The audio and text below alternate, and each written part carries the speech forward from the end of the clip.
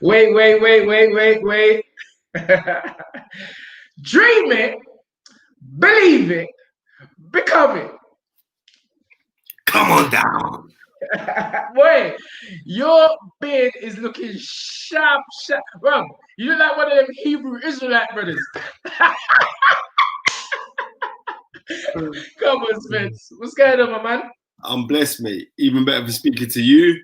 Yeah, mate. Big up all the people who were on Clubhouse just a minute ago. So yeah, looking forward to this one. 1,000,000% looking forward to this one. This is going to be a cracker, Spence, because you know the names on the list.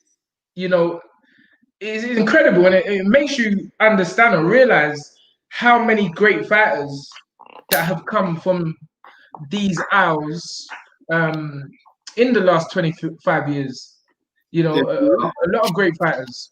There's been a lot, and we can't look past that. I mean, there's been a lot, but basically we have to. And the next thing, we get trapped because you got to think like we go count back 25 years ago. We got to think who the fighters that we're actually looking at, because some people get twisted and we say like in the last 25 years, maybe we should have done it for the last 30 years. It could have been better. Yeah, because we could have squeezed in a few more. Yeah, squeezed in a few more. Yeah, I mean, because there were some really good fighters. Like if I was to go back in the last 30 years, that would have just missed it. You know what I mean?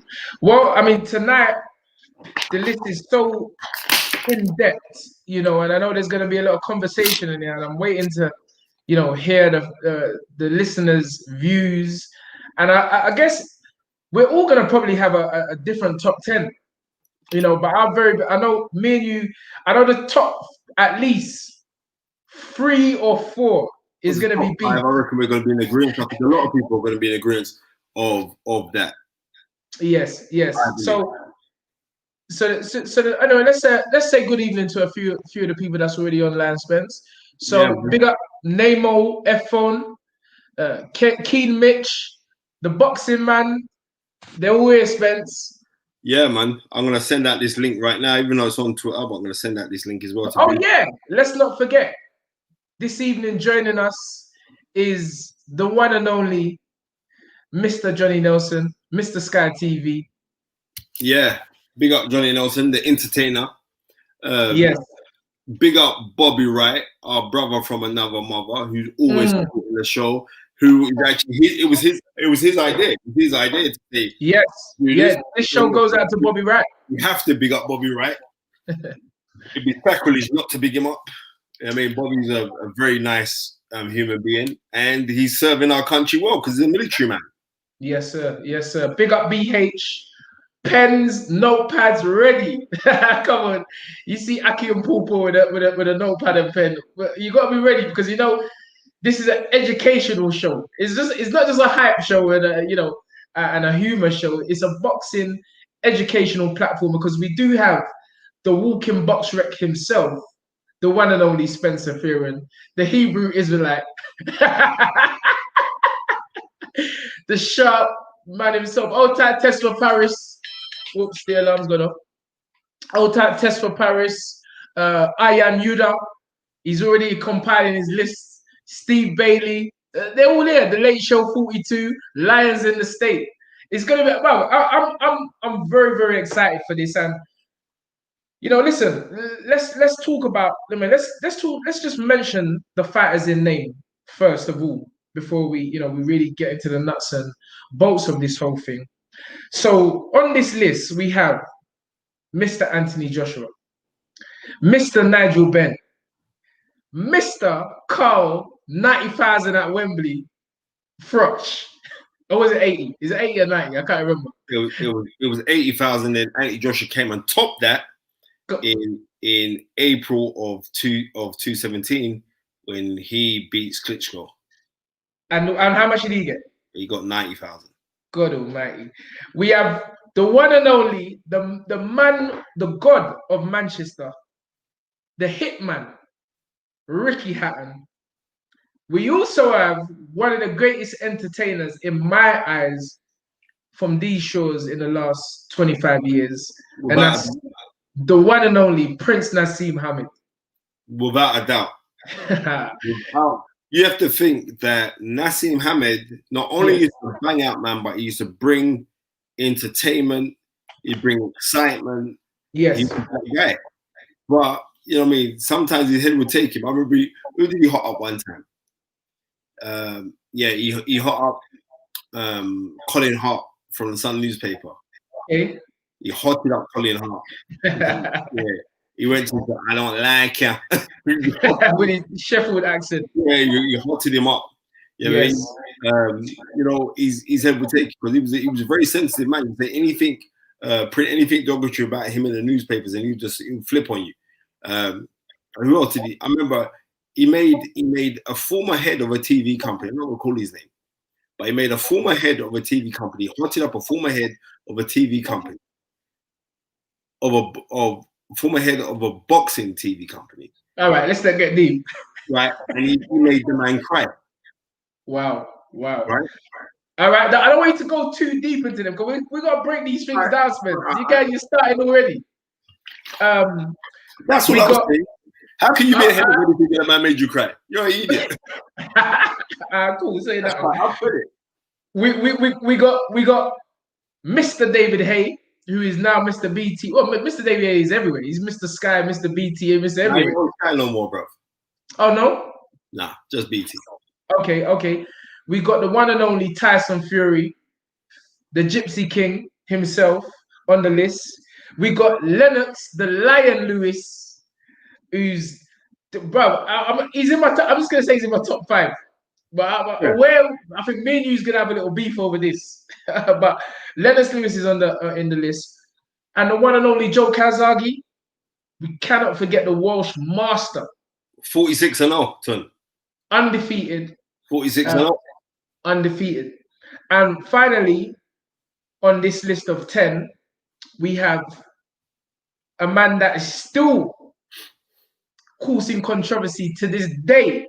And that's Chris Eubank Sr. with his tight pants. With his tight pants and his jockers. And that's the dad. That's not even the son. That's the dad. So it shows you what kind of impact that man has had on the sport of boxing, being one of the great characters of the sport over the last, definitely in the last 25 years. So that's the list. But yeah, I'm looking forward to. I'm interested in hearing Johnny Nelson's list. But Johnny Nelson himself could be on this list. Based on, you know what I mean? He got incredible lineage. You got to think. Here's a man that out of his first 5 fights, he only won 2. And that people need to listen to that. Right. That, you know what I mean? That's all I'm meant to realize. And then the man went on to become a British champion, challenged for a world title twice. His first fight was the most boringest thing ever. But I'll give him a blight. He was 23 years old. Right? Yes. But how he turned it around from when he got his win over the fantastic Carl Thompson, that's not a joke. Carl Thompson was serious because you got to think Carl Thompson, after losing to Johnny Nelson, stopped a young up-and-coming David Haye. Oh, unbelievable. And I remember that night, I was at You Cool. So was I. Yeah, I was at You Cool. Come on, wait till it's on the Takaloo. And everyone was like, hey, oi. Hayes just been knocked out. Hayes been knocked out, bro. The whole place, like, they couldn't believe it. You know, so yeah, definitely, you know, Johnny Nelson, you know, and you know, we often forget that boxers who go on to have a career after the actual sport is rare, you know, and Johnny's actually carved out a very successful, you know, commentary career, and he's been a great ambassador. And still is a great ambassador for the sport of boxing. So I'm looking forward to chopping it up with Johnny.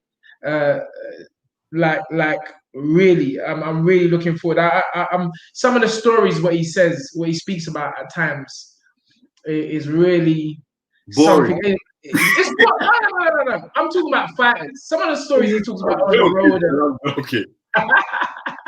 So it's good. But what time are we expecting Johnny to come in? In 5 minutes. Gary's got to contact him in 5 minutes. Our producer Gary, the man with the cam. And when Gary contacts him, then Johnny should be up and giving us his thoughts on the game. And it'd be very interesting to listen to the man. Kieran Maguire said he's just changed his mind 4 times in the last 1 minute. You see what I'm saying? Because when you look at the list, Spence, the list is like, hold on, yeah, he's number 1. No, he's number 3, he's number 4. And then you switch it again. And this is the point I'm making. So much, it's a deep talent pool, which we've really given the people an opportunity to pick their top 5, 10, and me and you. Yeah. Big up, Deji. Come on, you know the set all day. Yeah, Kieran says that. Sylvester Salamoa, he said, forget about David Haye. We can't forget about David Haye. David Haye, when David Haye used to fight, it is excitement. However you look at him, and he's definitely been one of the good guys. Two weight world champion. He unified the cruiser, didn't he? He unified cruiserweight. Yeah, he unified the cruiserweight titles by winning the WBA, WBC, and knocking out Enzo Maccarinelli to pick up the WBO title. But what he didn't do, he didn't fight Steve Cunningham for the IBF title. Then he would probably be the undisputed champion, but he was a unified champion. And if we go through lineage, if you held the WBA and WBC title, you was regarded as the undisputed champion because the IBF title was only formulated in 1983 and the WBO title was formulated in 1988. So it was one of them ones there. Tommy was becoming their first champion in 1989, but that's another story for another day. Yes, sir. And we got the tough man, Carl Froch. Can't wait to, he's a fighter's fighter. I will say he's on my list. I'm not gonna tell you, I'm not gonna tell you the position, but he's on my list because Carl Froch is a warrior. He's a warrior. I remember listening to Robert McCracken and saying he's definitely one of the toughest guys he's ever worked with, mentally. He's just a very tough man. Even now, if you look at Carl Froch, he's not far off of his fighting weight today. Yeah, even now. Yeah, because he had a set schedule and he sticks by his schedule now, so his body won't go into decline. And plus, all of a sudden, Carl Froch has got handsome all of a sudden because remember that quick nose, he had a nose job. So money changes everything. I keep telling you, man. Money changes everything. Teeth get done. A man's 40 and the teeth are looking whiter than in the 20s. How that won't work? So yeah, well, I'm telling you, all right. Well, listen, I really want to bring in Johnny first because I want to hear Johnny's top 10 or at least top 5. Yeah. We got a super chats here. Hold tight, Israel. Big up yourself. Thank you very much. Alexander Wilson as well has jumped on there. Israel says, my 2 favorites are Prince Naseem and Lennox Lewis. By the way, Spencer, do you still have the video of Naz and Lennox in the gym after midnight to see who had more power? I do, but I'm not going to release that. You know what? I'm going to release that on the Stamina for Soul channel, but Tunde's going to have to pay me to put it on the channel first. And then you got that in the boat, yeah? I've got that. I've still got it on my phone. Oh, wow. I see another. Oh, sorry, it's actually now on my laptop, which I'm using right now. But yeah, I've still got that. I see another super chat there from Alexander Wilson. Thank you very much, sir. Appreciate it. $5. Alexander Wilson says, "Where's Clinton Woods? He fought Roy, Tarver, Glenn Johnson. He didn't win them all, but how many UK fighters have fought that level of competition?" Great question, Alexander. But I would say, I mean, Spencer's going to break it down, but I would say there are UK fighters that's fought that level of competition and have won. You see what I'm saying? But Clinton Woods, sometimes we forget Clinton. Clinton, as you say, he fought Ray, he fought Tarver, he fought Johnson. Definitely, Spence. What do you think about that? Great question, Alexander Wilson, and thank you for your contribution, sir. 1 second, Johnny Nelson's taking liberties, sir. You don't know how to use these things. So he could be. I'm gonna phone Johnny right now. 1 second. Clinton Woods was a good fighter. Great fighter. Solid fighter. I remember him, but he just lacked that little bit at the top level. But he can't be the world champion. He's IBF world champion. That's the point. Yeah. So we can't knock him for what he done and his accomplishments. He was a world champion. Yes. I remember he used to fight on. I swear it was at Channel 5 or. Wasn't he first with Poxton, right? It was with Poxton and Dennis Hobson. Yes, I remember those guys. Yeah. Do you know anything about him? What he's doing today? No, I don't know what he's doing. I don't know what he's doing today, but I remember going up to Sheffield and David Haye getting sparring with him. Yes, I remember. I was hearing about that. Yeah, but when they went up there, then Clinton Woods is not sparring. He's like, bro, I'm not letting this little upstart come and bust me up. No, there's no sparring today, bro. Yeah, Clinton Woods, great. From 1994 to 2009, held the IBF light heavyweight title from 2005 to 2008. At regional level, he held the Commonwealth super middleweight titles from 97 to 98 and the British light heavyweight titles from 99 to 2000 and the European and Commonwealth light heavyweight titles from 1999 to 2000. Definitely good fighter. Retired his career 48 fights, 42 wins, 24 KOs, 5 losses, and 1 draw. And as you say, remember when he fought Crawford Ashley? Crawford Ashley broke him up though, isn't it? No, I think, hold on, didn't he not? No, he knocked out Crawford Ashley. Ollie Clemenson you're thinking about, who knocked out Crawford Ashley. Nah. Go check the record, bruv. Woods knocked out Ashley in the 8th round. Rotted, imagine that. To capture the 3 belts. Bro, I remember that fight. Because Crawford Ashley, again, was another good fighter from the UK. But we've just had great fighters. Let me pick up a few more people. Old type Paul Young, Nods 81. He's already saying there's Benn, Calzaghe's on the list, Prince Naz, Biggest Wing, Rico Hoya, very underwhelming champion. He's talking about Clinton there, wasn't it? Yep. Yeah. He didn't really set, our hearts on fire. But he was a decent fighter. I don't think you can't put him in the top 10 because you just need to look at that, our list compiled today. It's so much, and there's an argument for can we really judge Fury and Ajayi while they're still fighting? It is difficult, but what we have to judge them on is their accomplishments to date. Yes, what both men have accomplished is absolutely fantastic. So we're gonna have to look at it like that and say, well, of your accomplishments to date, would you be ranked up this high? And I think both of these men in the last 25 years, being world heavyweight champion is no joke. So therefore, I believe that you'd have to be in the top 10 for the last 25 years. I believe. Both Fury and AJ. Oh, absolutely.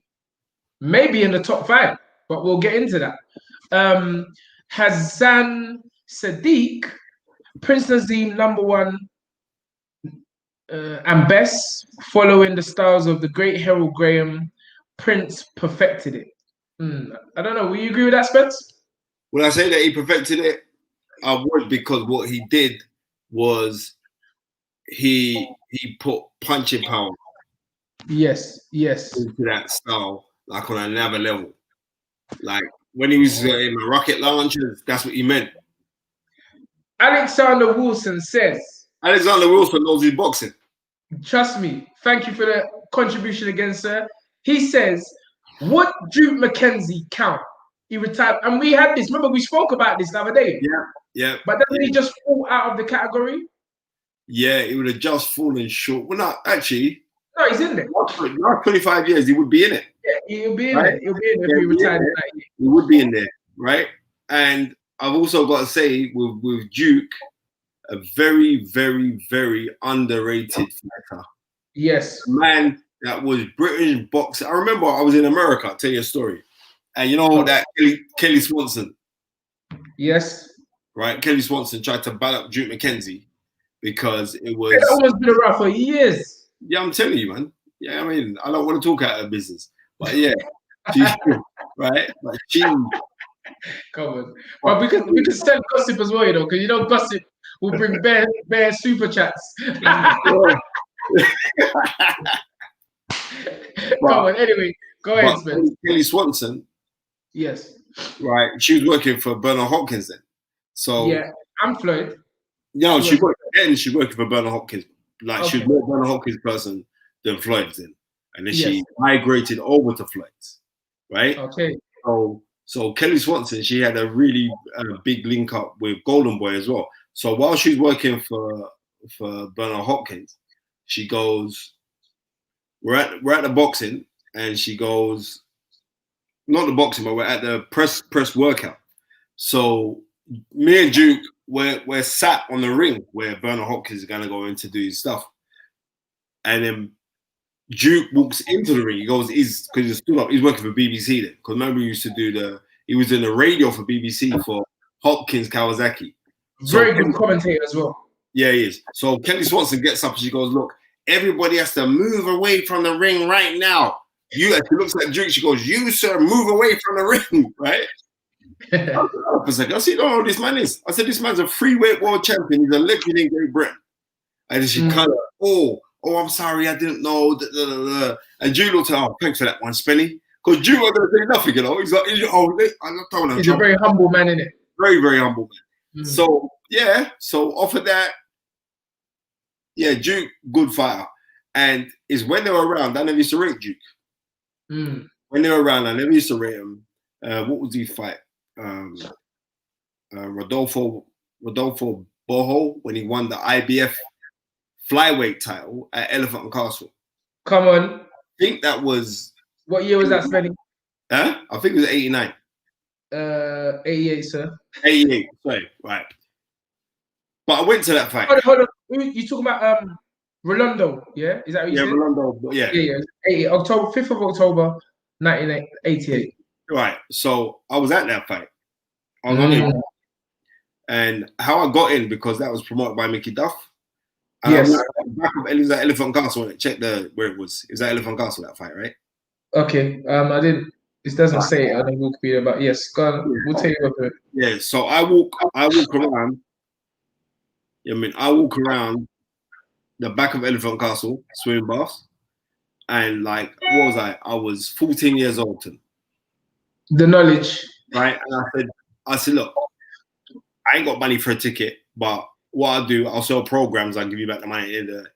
And it was Terry Lawless, Frank Bruno's old manager. He said, no, don't worry, son. You just come in and let me come in. Right? In a week there, I think that was like a Wednesday night. And I remember walking home from there after him winning the fight, walking home, and then they would set the video recorder. So I set my video recorder to tape the fight because it was on BBC. And I watched it back. And I remember Charlie Magri, because Charlie Magri fought Duke McKenzie 3 years earlier, lost on points. No, he got stopped and he was crying. And Charlie Magri said, like, yeah, I have to admit he beat me. I can admit it now, he beat me. And Charlie was so happy for Duke McKenzie getting that win. So, I mean, we got to big up Jim McKenzie. He was a very, very good fighter. Yes. Yeah, that Charlie Magri fight was for the European. Yeah. Lightweight. Charlie got Brook up. He got Brook up. I remember you used to talk quite high about Charlie Magri. I remember. Yeah, because Charlie was my official first pro trainer in my career. Lloyd Honeyghan was my first pro trainer when I turned pro, and then we just parted ways. So yeah.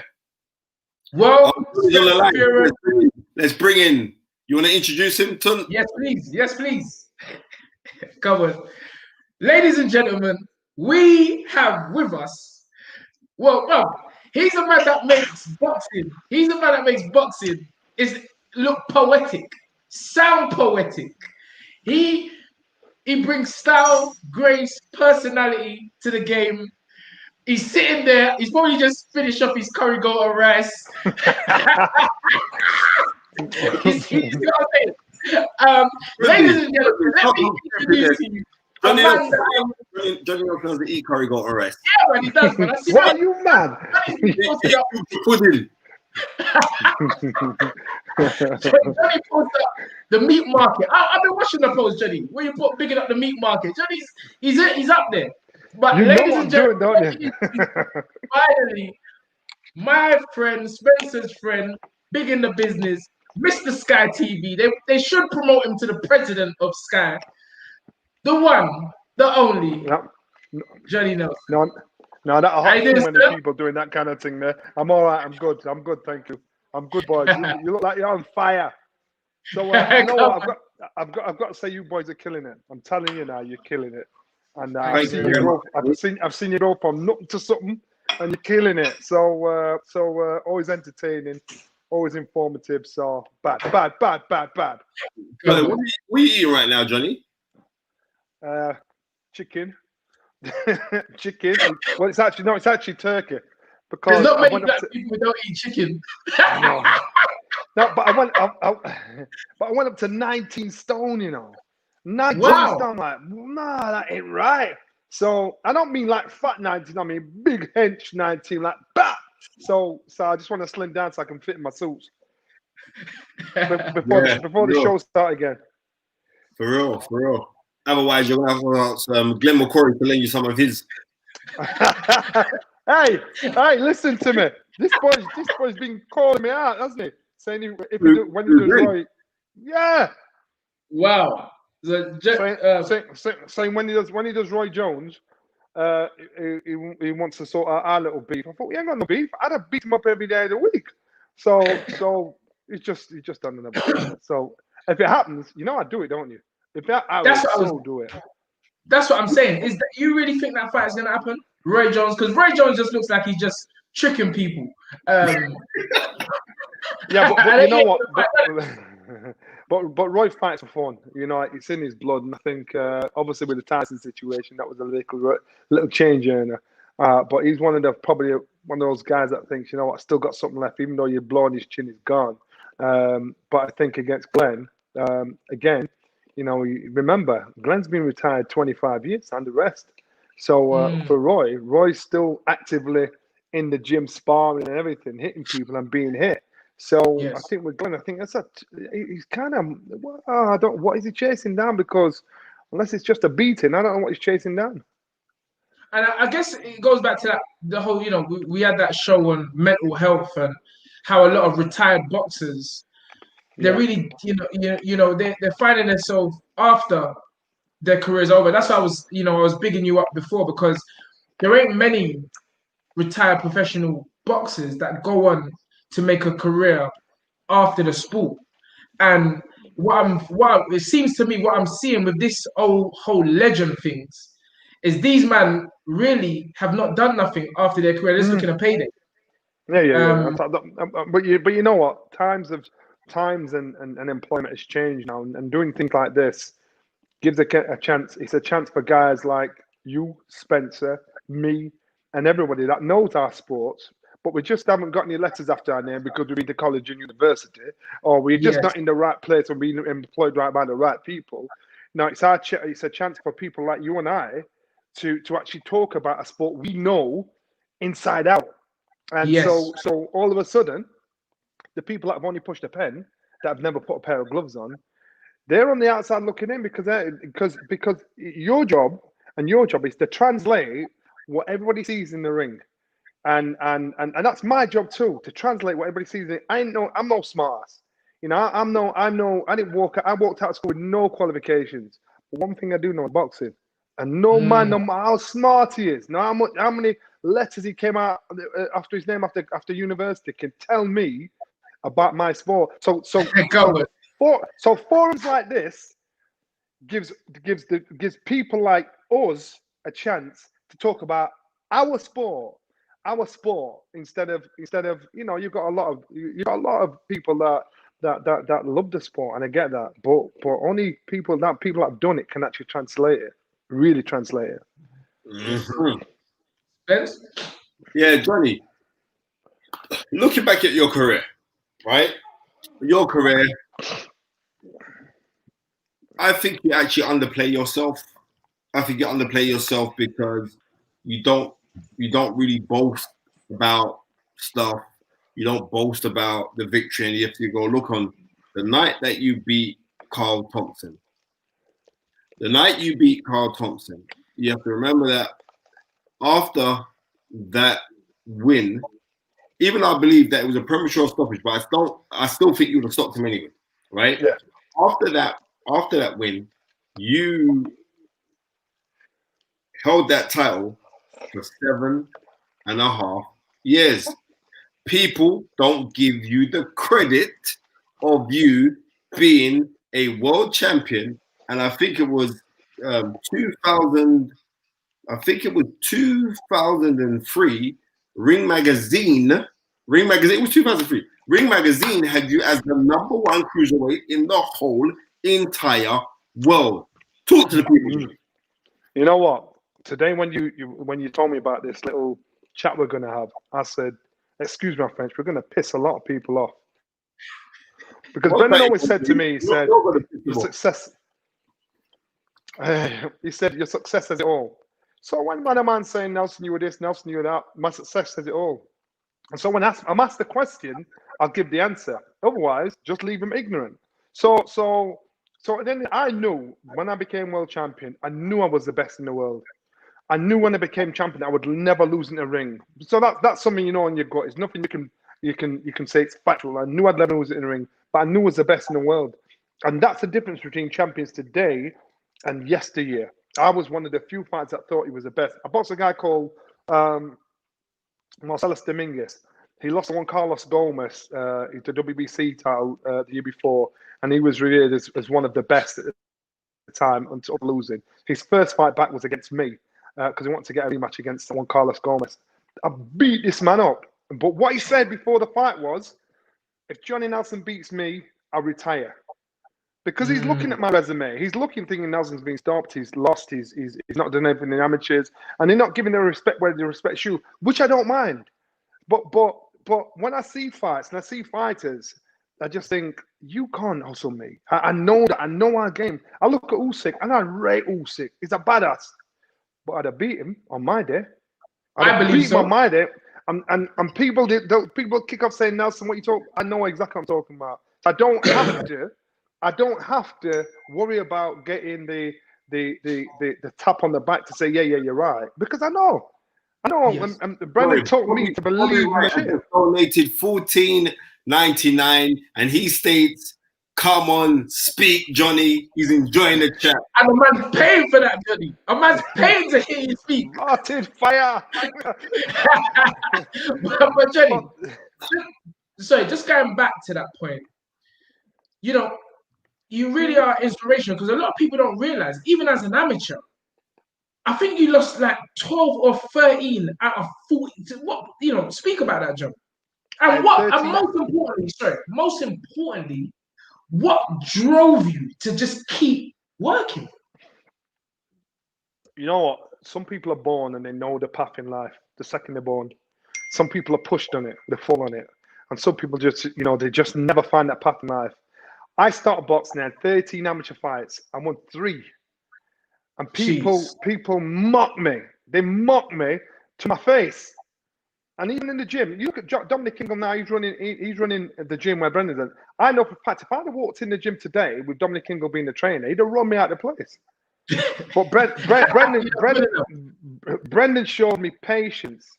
He showed understanding. And he said, you have not got the confidence to match your ability.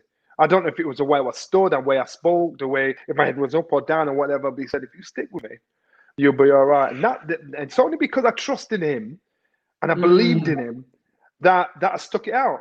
That's the only reason. So when it was down, it was dark, and I was getting proper verbally abused left, right, centre.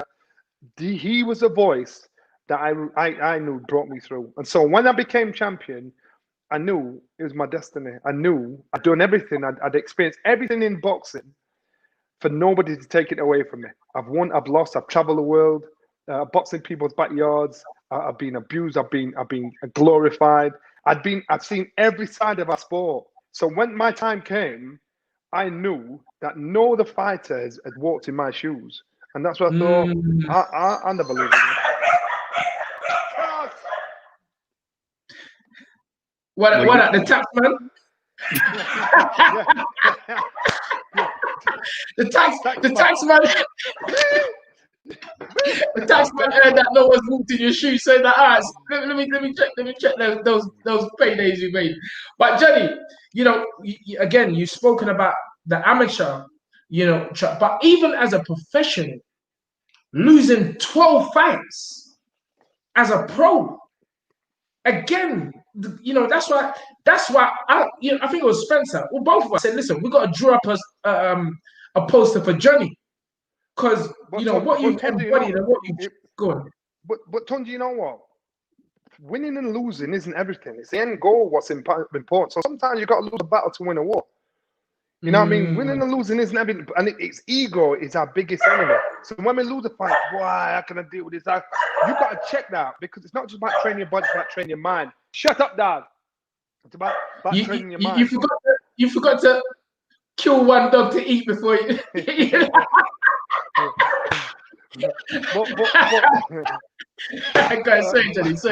But what I'm saying is, so when I lost, Benn said, each one you're learning.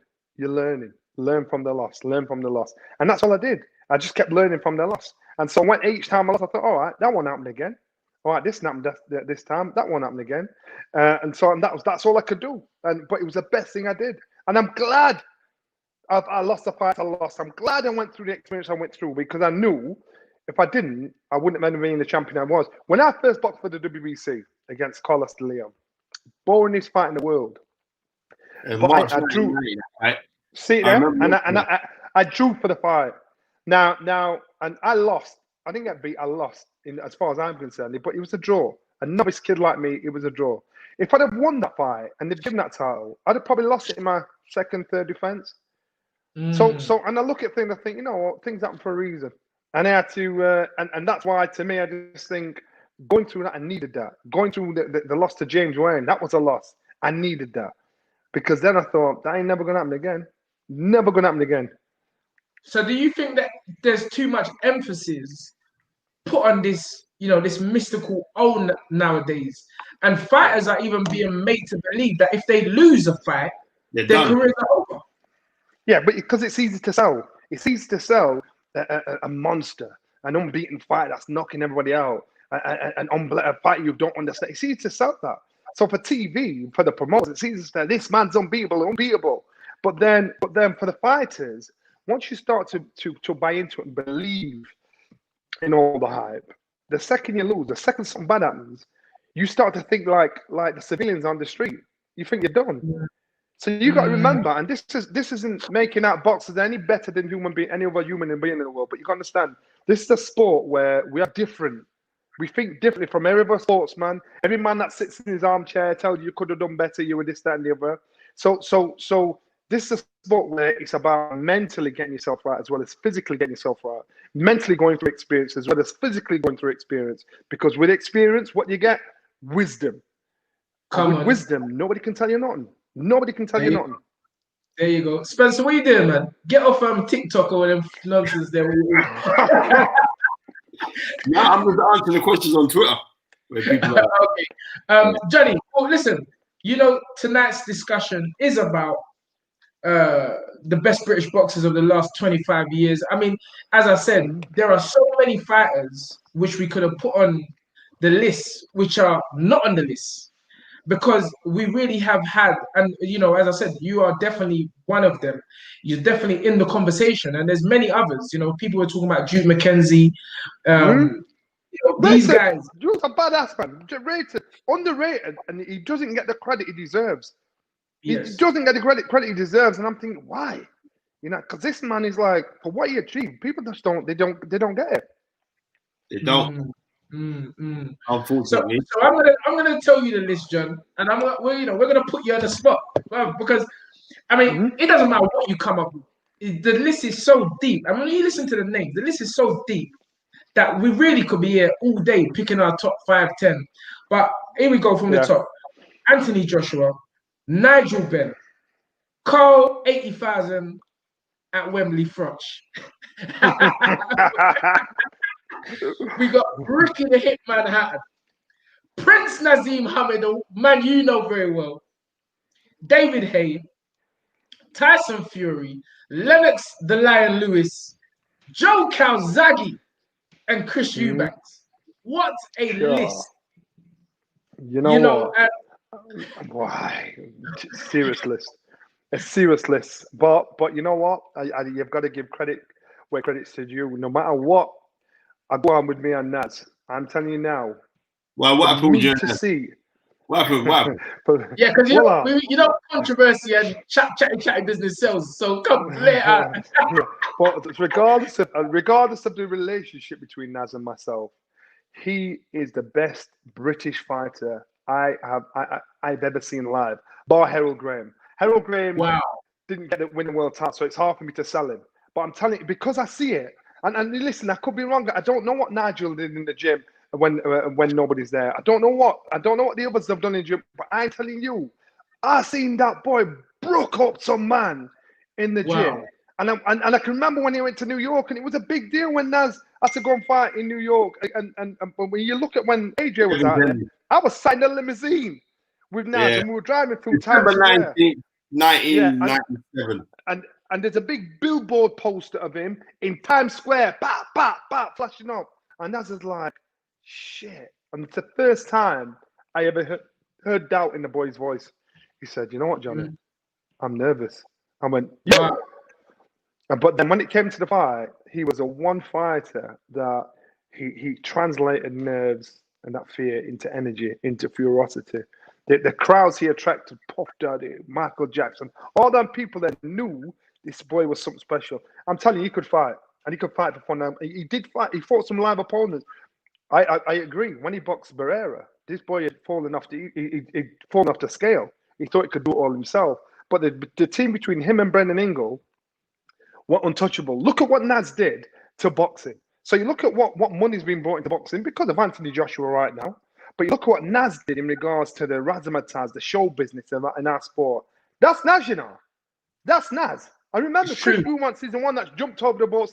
Naz is coming in on flying carpet. People used to go to watch just to see his entrance into the ring. You know, and to me, I just thought, you know, he was a whole package. The whole package when it came to being a fighter. Wow. So Naz is up there. You're number one. Oh, definitely up there. Definitely up there. So I look at Naz. I look at Joe, because Joe, it beat everybody that was around at his time. That no regards, it's not his fault who was there, but he got the job done. He was underestimated. Yeah. He was underrated. You know, so Joe again. Joe's punch output was unbelievable. They wanted to leave Wales and come and live in London. He wanted to train in the little shack down the bottom of his garden, and that's how this man, who retired undefeated, prepared himself for fights. He was happy to do that. You don't need the bright lights of London. You don't need the big stars and stripes on you. As long as you know you've got talent and you've got a right team behind you, you can achieve anything. So Joe Calzaghe, Prince Naseem Hamed. I tell you what, I'm putting in there, Nigel Benn. I'm telling you why I'm putting Nigel Benn in there, because he got his ass bust against Michael Watson. I boxed on the same bill. I was on the same bill, and everybody thought, "Boy, I don't know."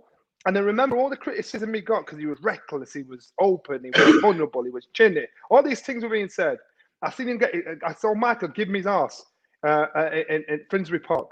And then Nigel went away, licked his wounds, and took himself out to America and came back an even better fighter. He was unpredictable, he was raw. At times my man had been knocked out on the ropes, and then that devil just come out of him, bam! He's back again. I've not seen anybody with that kind of anger inside them to be able to translate it into a fight. So I think Nigel, how he he rose to be a hero, then was vilified when he lost it and laughed at when he lost to Michael Watson, then went away to America and come back again and took himself up there. He could fight. You know, you've got to give this man credit where credit's due. And when you talk bottles, when you talk cojones, no, Nigel Benn every day of the week. Every day of the week. Fantastic. So how do you think Nigel Benn would have done against Joe Calzaghe? And also, how do you think Joe Calzaghe would have done against Carl Froch? I think great question. Carl's my friend. I rate him as a fighter and what he achieved. I think Joe would have beat Carl. I think Joe was too busy for him. And he'd been one of those fighters where you just get pissed off. And Carl's a tough man. I think Joe would have beat Carl on points. I think Joe Calzaghe against Nigel Benn. Again, Joe Calzaghe, if Nigel Benn had hit Joe Calzaghe, he'd have knocked him out clean. He'd have took him out. But Joe's punch output was right up there. He looked like he slapped. He didn't slap. He could have a tear up, but you can't have that kind of tear up with Nigel Benn because Nigel Benn wouldn't have knocked him out. Great. I remember, I forgot where it was, I think Scotland, he fought that Cadbury Salim brother. Yeah, and he put him up. Yeah, he put Joe jumped him up, twisting him up. Joe's like someone just bitch slapped him, like Joe dropped on his knees, he's up again. Can you imagine getting licked back like that by Nigel Benn? Can you imagine getting hit by that? Nah, I'm telling you. Nigel, I remember being ringside when Nigel boxed Jerry McLaren, and I love my sport, but I actually thought it was barbaric watching the fight because when those boys were topping each other and they both got it, they both took some legs. It was like hearing a baseball bat hit a watermelon. You know, it was brutal, and I'm like, damn, this is what I do, and it even unnerved me. You know, so Nigel had heart and he had proper true balls because a lot of men when they start to get a beating, they want to find a way out. No, Nigel got punched out of the ring, jumped back in again and finished him off. He got beat up. Nobody wanted to box McLaren. So you got to give Nigel credit where credit's due. I remember I was training Michael Bowen at the end. You know, Michael Bowen retired. I think he's 14 or old and something like that. But I remember before that, I was training with Howard Eastman when I first turned pro. And I used to see Howard boss up man in the gym. And then Michael Bowen said to me, because I was like, oh, this guy is a serious puncher, Howard Eastman, solid. He said, let me tell you something, Tunde. No way could Howard Eastman punch like Nigel Benn. And I'll never forget that. And I was like, you sure? He said, Tunde, trust me, Nigel Benn was something special. He had that power. Yeah. Remember Eubank?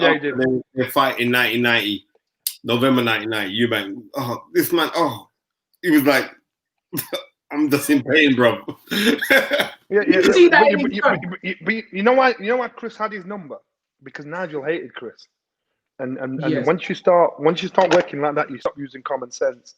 And Nigel, Chris knew how he acted.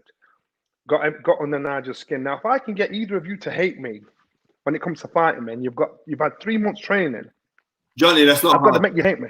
Yeah, but what I'm saying is, if I can get you to do that, what happens is you stop thinking about tactics. You just think, sure, I'm just going to take your head off. And Chris was the only one, and still is the only one, that can really get under Nigel's skin. You get Nigel by himself and get to talk about Chris, and you'll see that straight away. Yeah, for real. Yeah. Remember, I think that's what I really do hate him. Remember that? Yeah. I think that's one of Tyson Fury's key weapons as well. He knows how to psychologically get into fighters' heads. Yeah, and listen to me. I said I've gone on record and said I think Anthony Joshua beats Tyson Fury. I've said it on record. But I tell you this: when it comes to the verbal sparring, Tyson Fury will twist him up. Tyson Fury will mash him up. So before they get in the ring, Anthony Joshua has to be able to switch off all the foolishness what Tyson Fury says, because Tyson Fury will twist him up with history, with lyrics, with how far he's willing to go, how far he's willing to chat. And I know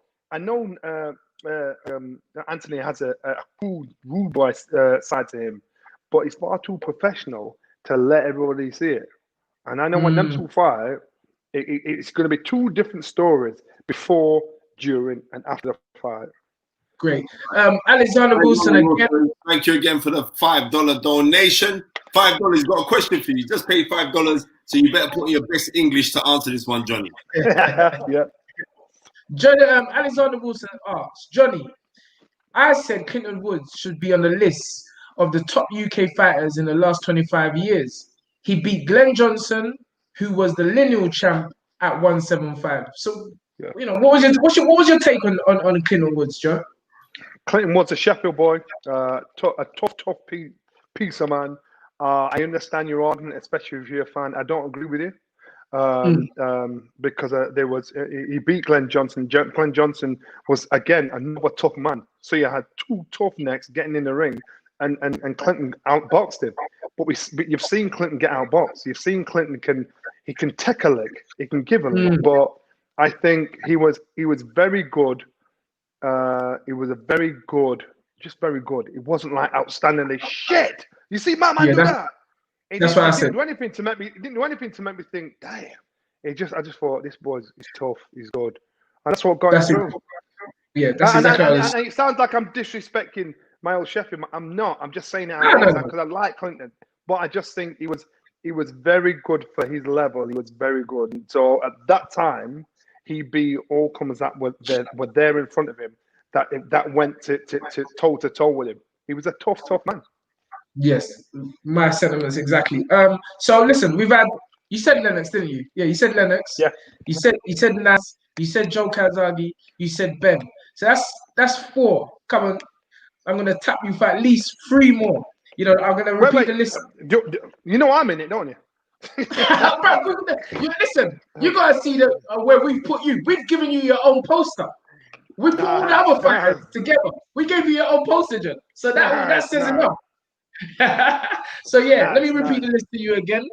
Anthony Joshua, Nigel Benn, Carl Froch, Ricky Hatton, Prince Naseem Hamed, David Haye, Tyson Fury, Lennox Lewis, Joe Calzaghe, and Chris Eubanks. So I'm going to tap you. You've already said that because I'm saying that I believe that Amir Khan should be in with a shout of being the last 25 years and being a world champion and being a unified world champion at that. Would you put Amir Khan in that, sir? No. No, I won't put him in. The reason why I won't put him in is because, and which is a shame, because I never, at one point, I thought Amir beat Kell Brook. And then I thought Kell Brook could beat Amir. And then I just had no idea. And what you see is like the rest of us. Yeah. And then what you see is the reason why these fights didn't happen.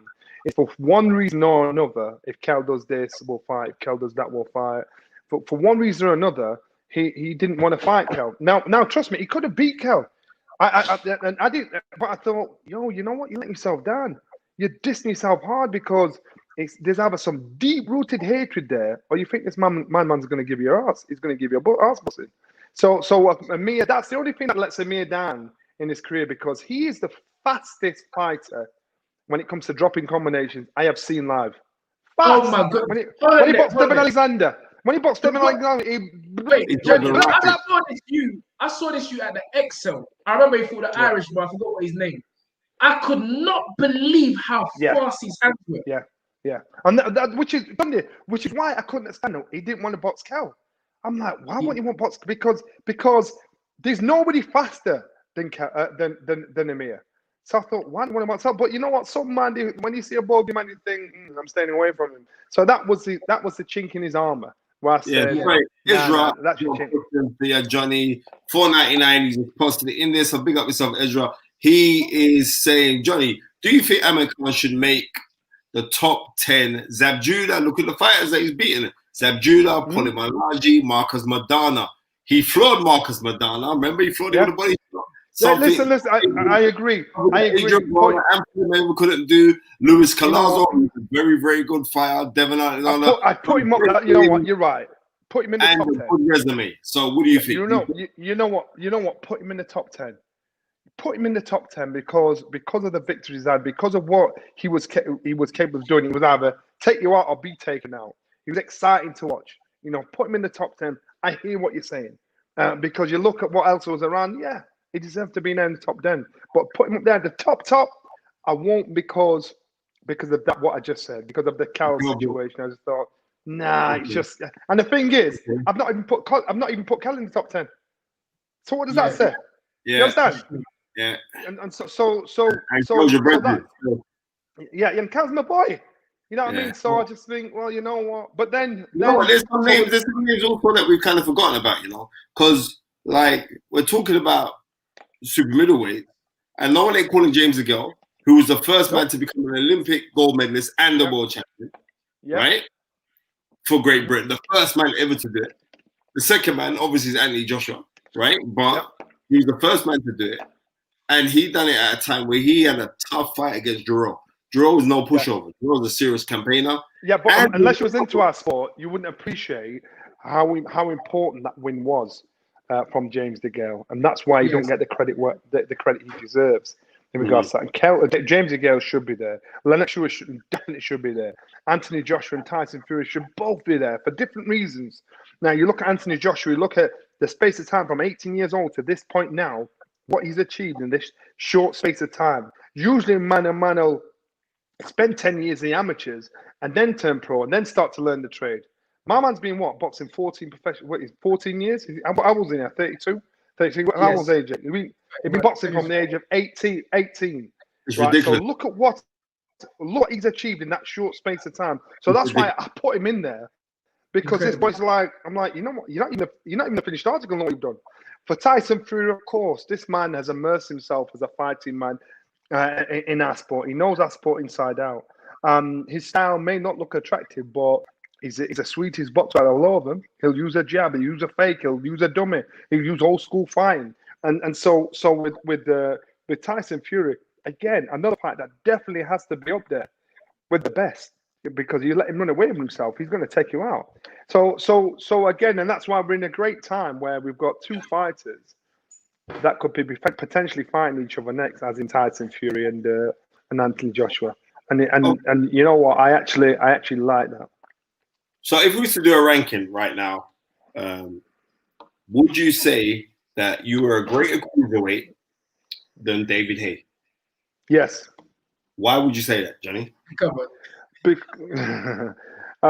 Because, and I rate David. I'm a massive fan of David. Stop making friends now. Come on. I was too fast, too sharp, too unorthodox. David, the more unorthodox you were, the harder the fight was for David. And David, and with Adam Booth, the game plans they had were, it was kind of based on ours, but a bit more straighter, dummy, use the jab, use the ring, use the movement, dummy the jab, throw it from the hip, drop it up, time counter. I know most of them man at cruiserweight that David boxed, I'd have beat them up. And in fact, all of them, I'd have dealt with them. And I thought, you know what, but I rated him. I rated David because I thought you've done well. You've done really well. And so you give credit where credit is due. But if I'm honestly asked, would I beat David? Yeah, I would have beat David. I don't feel no way in saying that. And I can give a good argument for it. And Carl beat Johnny. I mean, Carl beat David. Let's not forget that. See it there.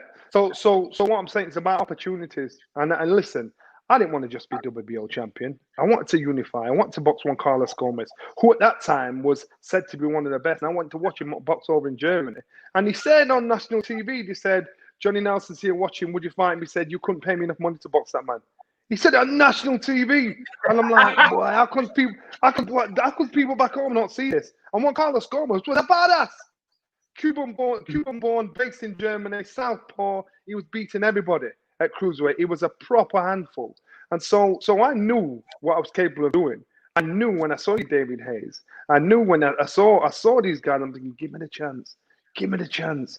But you know what? Sometimes when you're in a position and you're in the who needs him club, if people have got another choice, they'll take it. I actually remember once that David was he used to go around the gyms and they'd say, "Can we come up and spar?" And he was going to all the gyms and he got in touch with Brendan and Dominic and wanted to come up to spar. And Brendan said, "Why we let him come in and nick our ideas?" He said, "If you box him, if you spar with him, Johnny, you're never going to box him.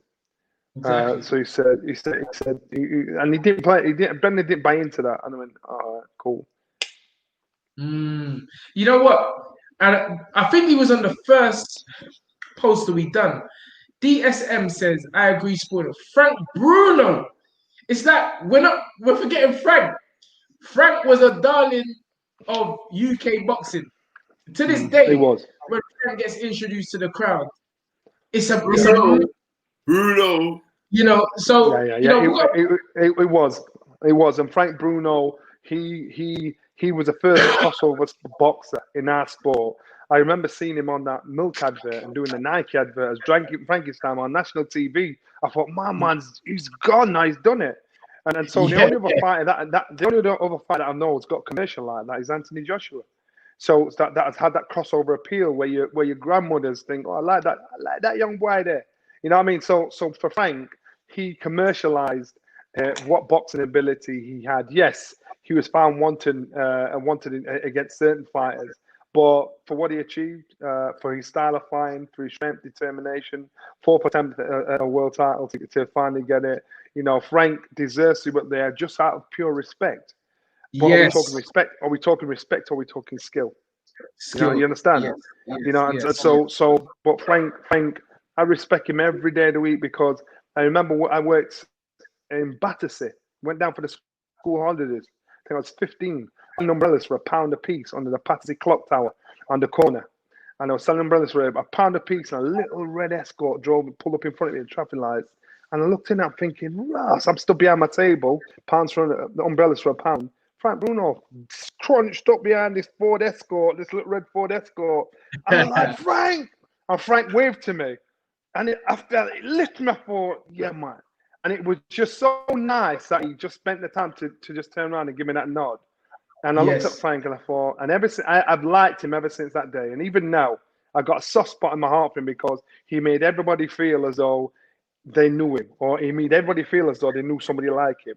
And so him, out of respect, you've got to put Frank there. Out of respect. Yes. Alexander Wilson again. Thank you for the donation, Johnny. Man, we need you on the show all day, every day, because you're giving us the super chats. But Alexander Wilson says, Johnny, would you outbox or beat Holyfield at cruiser? James Toney made him look like he'd never put a pair of gloves on. That is a point. 1 second. Before Alexander Wilson, you have to remember, we were talking about an old, past peak James Toney, a man that lost to John Ruiz for the WBA heavyweight title. So we're not talking about a peak Evander Holyfield. Evander Holyfield just dipped as a fighter. And he wasn't the fighter when he fought James Toney. But I'm not taking away nothing from James Toney because James Toney is absolutely superb. Spence, I'm not gonna lie. That's one of my favorite fights to watch because the skill set, James. That was ridiculous. Okay, my favorite Toney fight is in versus Barkley, but you know how it goes. But the skill James Toney got is ridiculous. But to answer, James Toney beat up my hero Michael Nunn. Michael Nunn was tearing it up, and then James Toney just come on madding him up. I'm thinking, damn, good fast hands. Yeah. So right. come out. You know what? Mama's just come out of prison now. He's just got out of prison. Michael Nunn. Oh, big old stretch. Yeah, just come out of prison. Michael Nunn, unbelievable southpaw, wicked fighter, rating him. But back to your question, I think personally, I think I was one behind Evander Holyfield. He's the best cruiserweight. At his best.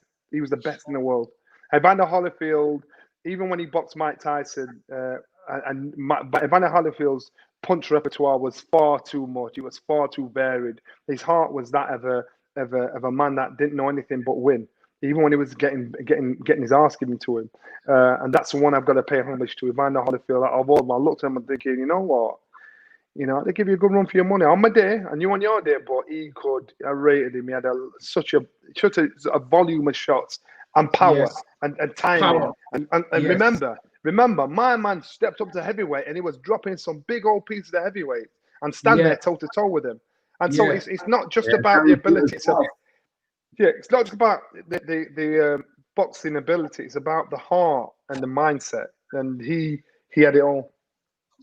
Well, listen, you've gone up in my estimations as a great man because, fighters, they don't want to give respect where respect is due. And for you to say that, Johnny, really speaks volumes again about the kind of character you are. So, we've had Lennox from yourself, we've had Naz, Joe, Calzaghe, Nigel, Benn, Fury, Anthony Joshua, and definitely Frank Bruno out of respect.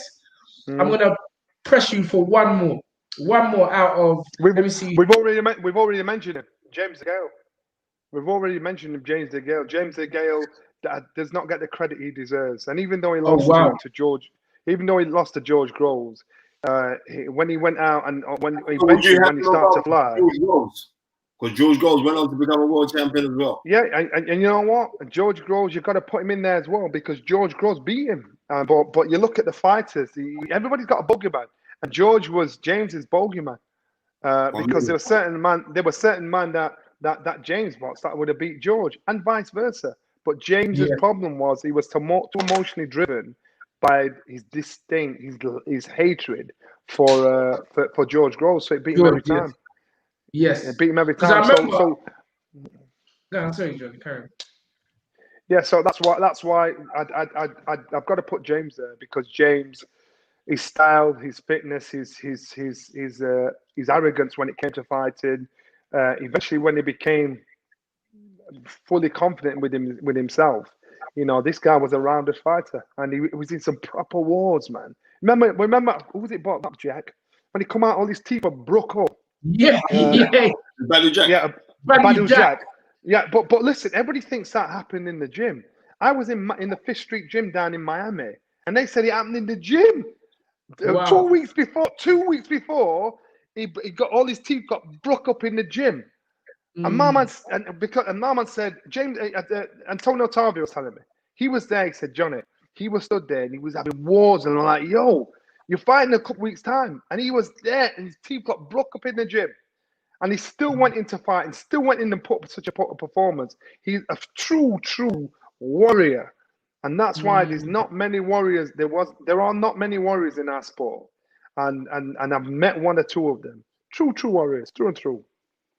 Come on, fantastic. We don't want to keep you. I know you're a busy man, Johnny. We'll sought after, but again, we have to thank you for blessing the Fight Is Right. Always an honor and always a pleasure, Spence. Yeah, massive big up to Johnny Nelson. Very, very supportive human being. And I wish you all of the success of what's going on. And when you're going to start working for DAZN? Inshallah. Come on. Johnny, I'm just joking. Got great love for the guys. You're going to get the lawsuits. I'll tell you, Johnny, this man trying to mash up our team already. He just talks anything. But Johnny, I'm going to round it off again. Ladies and gentlemen, we've had the honor and the pleasure for the last hour or so to have the great Mr. Sky TV himself, the one, the only, Johnny Nelson. Thank you very much. Thank you very much. Lovely, Spencer. Beautiful. Yeah. Powerful. Beautiful. And I touch it again. Maybe Gary might put it up there. I got 7 names from 8 actually from Johnny. Yeah, Lennox Lewis on the list. He didn't rank them in a particular order. Yeah. But Which he had Lennox. Why never? Because he's still in the industry, and people could carry feelings. Yeah. Well, he was still carrying feelings for something David A said, wouldn't he? Remember, Rob, that's what I'm saying. Boxers are emotional creatures. Trust me on that. They remember everything. So he said Lennox. He said Naz, definitely you got to put Naz. He said, listen, what that guy brought was something different. He had Joe Calzaghe on the list. He had Nigel Benn on the list. He had Tyson Fury and AJ on the list. Out of respect for the man, he had to put Frank Bruno on the list. Just out of respect. Yeah. And he had James DeGale on the list. So that was, 8 great fighters, Spenny. And again, Johnny Nelson, I really admire him as a man. he really speaks his mind, you know. And I again, you hear him saying, "Brother, he wouldn't have tested Holyfield as a cruiserweight." Yeah, but he's being real. You know what I mean? That's the real thing. Tunde, he can't sit down with me, the knowledge, and try and turn around and say that he would have beat Amanda Holyfield, because I wouldn't be having that, right? But I can see the argument for why he beat David Haye, you know? Yeah, that's what I was just about to say, you know. The argument. Just about to say, because, you know, Johnny's coming at angles, southpaw, orthodox, you know, and he can hit as well. Certainly can hit. Can hit. So, you know, and he said it. And the losses were not losses. As Brendan Ingle told him, they were lessons. Yep. And he had 12 losses as a professional. Yeah. And still come back to be, is it the longest reigning? Second longest reigning British. British. Joe Calzaghe longer, right? But he was the second longest reigning British fighter to hold a world title. He's the world's cruiserweight longest ever at 7.5 years. And remember, he got his record of 14 defenses was equaled by Marco Huck, but Marco Huck didn't surpass it. Okay. Right, so he and Marco Huck joint hold the most consecutive title defenses as a cruiserweight. And Marco Huck got broke up by the guy who Lawrence Okoli's about to fight. Yep. Glaswick, or whatever his name is. So yeah. Because I was watching that little clip. Anyway, but no, we're not including the Irish boxers, and I wish that we were. But if I was to talk about on standout Irish boxers, I think we have to give a lot of credit to Carl Frampton in being a 2-weight world champion. And now he's fighting Jamel Herring he's attempting to be Ireland's first 3-weight world champion. And we say the best of luck to Carl Frampton. You know what I mean? Regardless of when he wants to run off his mouth, my brother from my mother, Tunde Ajayi. But I'm just keeping it 100. Carl is my brethren. I'm telling you that now. He's my brethren. Like his family's family, not mine. I've known him from the little pup. I rate that guy. Yes. And, you know what I mean? And you know what I mean? I ain't gonna get into the business of the game because we understand. But he said some controversial things recently about his former manager. Bro, we never said it. Bro, I tell you, controversy sells, but nah, we're not on that. We're on positive. Still. Carl Frampton said that if he saw McGregor or any of the McGregors on fire, he wouldn't even piss on them, bro. When I heard that, I was like, what? Bro, is that how you get on? Bro, anyway, listen, it's not my business. It's not our business. No, it's not my business, but I'm talking anyway. I don't care. Because that's true. That's serious. That's serious. But you know what? End of the day, I'm going to keep it 100. I've got a lot of time for Shane McGuigan, but it is what it is, man. But man, say, hey, if you're on fire, we'll piss on you. I saw something there from Uzan Zan. He said, "Did Tunde and Spencer ever box as pros?" That's how I know you just come in this game. You're coming this thing, bro. You just come in this thing, bro. We you know what? And I'm honored that my first ever corner as a trainer was Spencer Fearon's last fight. Spencer Fearon left. I left Adam Booth, who was training me. Yes, right? He was my manager at the time. I left Adam Booth and I said, Adam, I have to work with this guy here. Because I see a guy who I've known from the street days, from the road days, who's just very, very enthusiastic about the sport and was and I love hitting pads with Tunde. Even now, I would go to Tunde's house and hit pads, but he won't let me, right? Seriously, because the pads was just nuts. We'd hit pads till Tunde's, we got to go home now. And I want to hit more. Because there's certain man that you're going to join with. Yes. There's certain man that's not going to be your cup of tea. You cannot be everybody's cup of tea, because if you are everybody's cup of tea, you are a mugger. And that's what people need to remember, right? Come on. Spenny ranking. Hey, Alexander Wilson. Done. Let's definitely give Steve Collins some love. And you know what? You know, when I really realized that Steve Collins could fight, it was 1989 and he fights Mike McCallum, right? Who was the reigning WBA middleweight champion, and Steve Collins was a man that could just bite. He had a fantastic chin, could bite down on his gum shield and just swing. I remember Mike McCallum outpointed him, but I remember when they said, Mike McCallum said to me when I was a little kid, he said, if they want me to fight that guy again, the money's got to be up sky high. Yeah.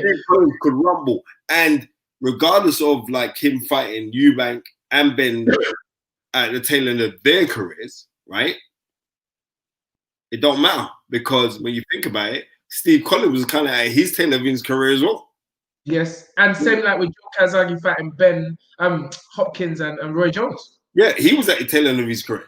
You know what I mean? So we got to call it as it is. Mad love for Steve Collins, and he's my friend as well. And you know the nicest thing about boxing is this is like guys who I've grown up watching on TV. I'm talking globally, like the man like Sugar Ray Leonard, Mike Tyson. I go through a whole list of guys. You know what I mean? I've now got their phone numbers in my phone book, and I can phone them and we can talk boxing. Do you know how cool that is? So someone like Steve Collins, remember Steve Collins at my first ever boxing promotions before I was doing Hard Knocks, I was doing City Boxer Pro at Tear Up at the Tower, and me and Tunde worked in the youth named Giovanni's Corner. And the guy, bro, Giovanni's some joke, man. remember that Tunde? But we've had some stories in this thing. Oh man, people just don't know.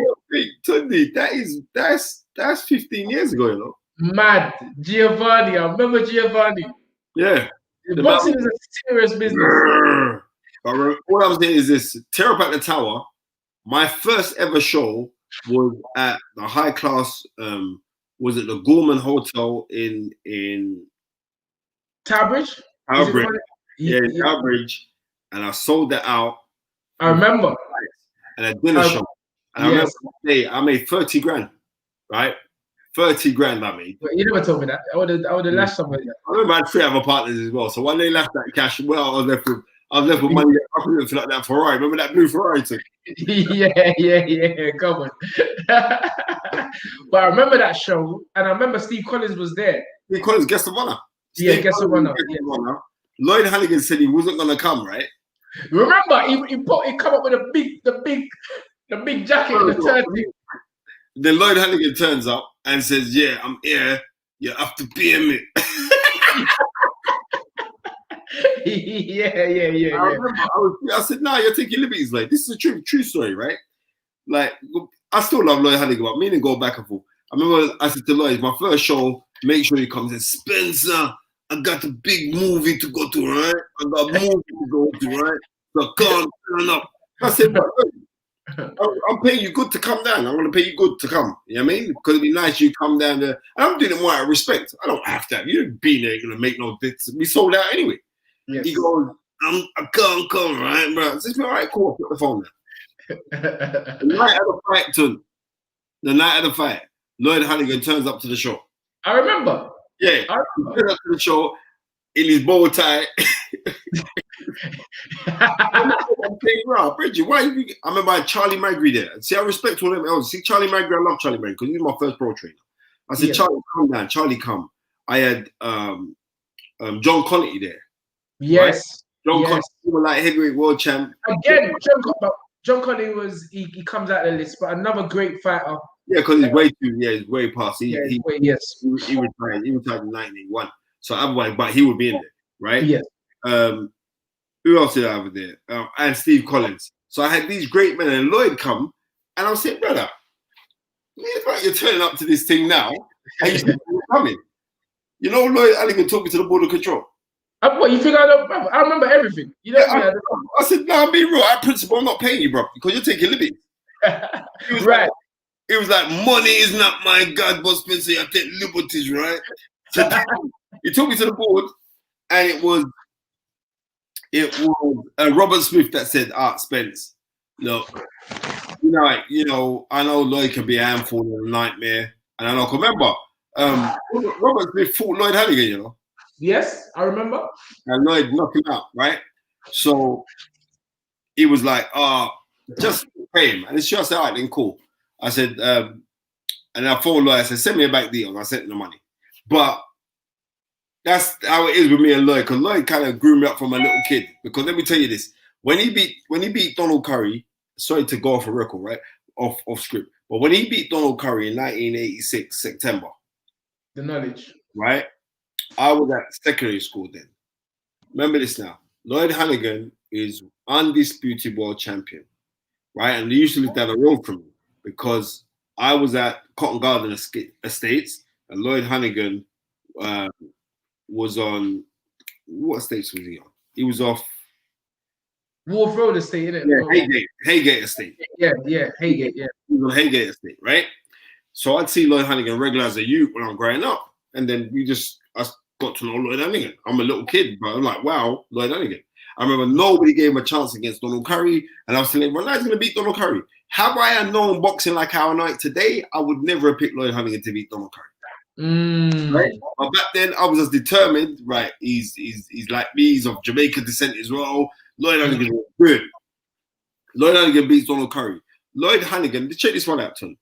I'm 12 years old at that time.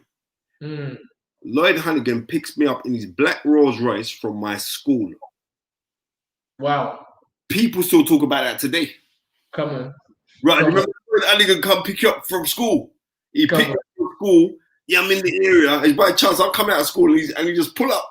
He said, well, is this your school? I said, yeah. He said, come on. I jumped to the car. Everyone was like, rah, Lloyd Honeyghan. It was mad. All the girls were running out of the sky. I said, yes, you little bitches. You don't want to talk to me earlier. But anyway. All right, so let's get back. So I saw someone talk about Ricky Burns, but obviously Ricky Burns is Scottish. Yep. So, but we have to give Ricky all the credit in the world. But the simple fact is this. I remember O'Hara Davis being in the gym room, and O'Hara Davis said, like, nobody trains as hard as Ricky Burns. Yes. And you see it, and that's why the young man has got the longevity that he's got. Extra fire. Big up Kieran McCure. How you doing, brother? Yeah. What do you say? Kieran says what? Check out. What do you say? Check Tunde's check Tunde's kitchen. It's not mine. Thank you, Kieran. Uzi Zan says, do you think Dillian Whyte will be in the conversation soon? You know what? That's actually a very good question. Obviously, he's going to have to win a world title, which we hope, but his comeback story is unmatched. If he comes back and win a world title for excitement, for just saying, I'll fight anyone, you know, his great fight with Anthony Joshua, and if he can come back and right all those wrongs, Dillian Whyte is definitely getting on that list. Yeah, well, Dillian Whyte, first I would say, has to win a world title. And I still think that right now he's dealing with the actuality and Dillian Whyte has to live to the potentiality. And I think potentially Dillian Whyte can be. And now also, what man don't seem to remember, he's now working with Harold the Shadow Knight. If you don't know who this guy is, right? And this is, and you know, on this one I have to rate, what's his name? The trainer, the new trainer that's in there. Xavier. I got to rate those guys because they said, okay, then I'm still the head guy in there, but you know what I am going to do? I'm willing to take advice from a man that's been there with one of the greatest heavyweights of all time. That's good. Right. It has to reverberate and raise up certain things. So yeah, I'm really looking forward to it. People don't know how good Harold the Shadow Knight was because remember, when Lennox Lewis got rid of Pepe Correa in 1992, when he got rid of him, he still kept Harold the Shadow Knight. So Harold the Shadow Knight was around him when he was originally his first trainer was what's his name? Dunphy, the guy Don Dunlop. Yes. And he got rid of Dunlop after the Mason fight because Dunlop was talking nonsense about we're a blind Frank Bruno. We want to blind Gary Mason. And Gary Mason already had eye condition and it didn't go down too well. But there was also risks in the camp prior and then they got rid of him. But Harold the Shadow Knight has been around boxing. So for them to bring him in, I spoke to Dylan. I said, yeah, enough props, because I remember doing an interview with IFL, and I said, yeah. I mentioned him saying, yeah, I think that Andy Joshua is going to work with Harold and Shadow Knight. Right? Because Joshua kept was asking me, what kind of guys would I want for? And I said, why wouldn't you get that guy? He's been around, one of the greatest heavyweights of all time. Why wouldn't you have him around? You'd have that guy around. And he was a badass fighter.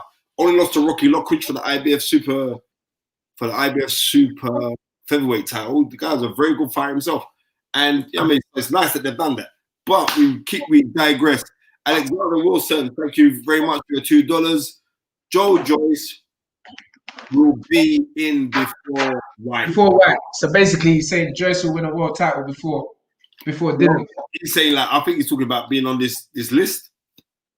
Yeah, it could be, but I think he's talking about, you know, the fact that, well, you know what the talk is right now, yeah, that it's going to be Joyce versus Usyk on a BT show. Oh wow! Talk, right? I'm getting a talk from very good sources, because what it was going to be is meant to be Joe Joyce versus Derek Chisora. Right. That would have been a good fight. I would have liked to see that. Yeah, but you know what? If they put Derek Chisora in with Joe Joyce right now, that would prove to me that they don't care about.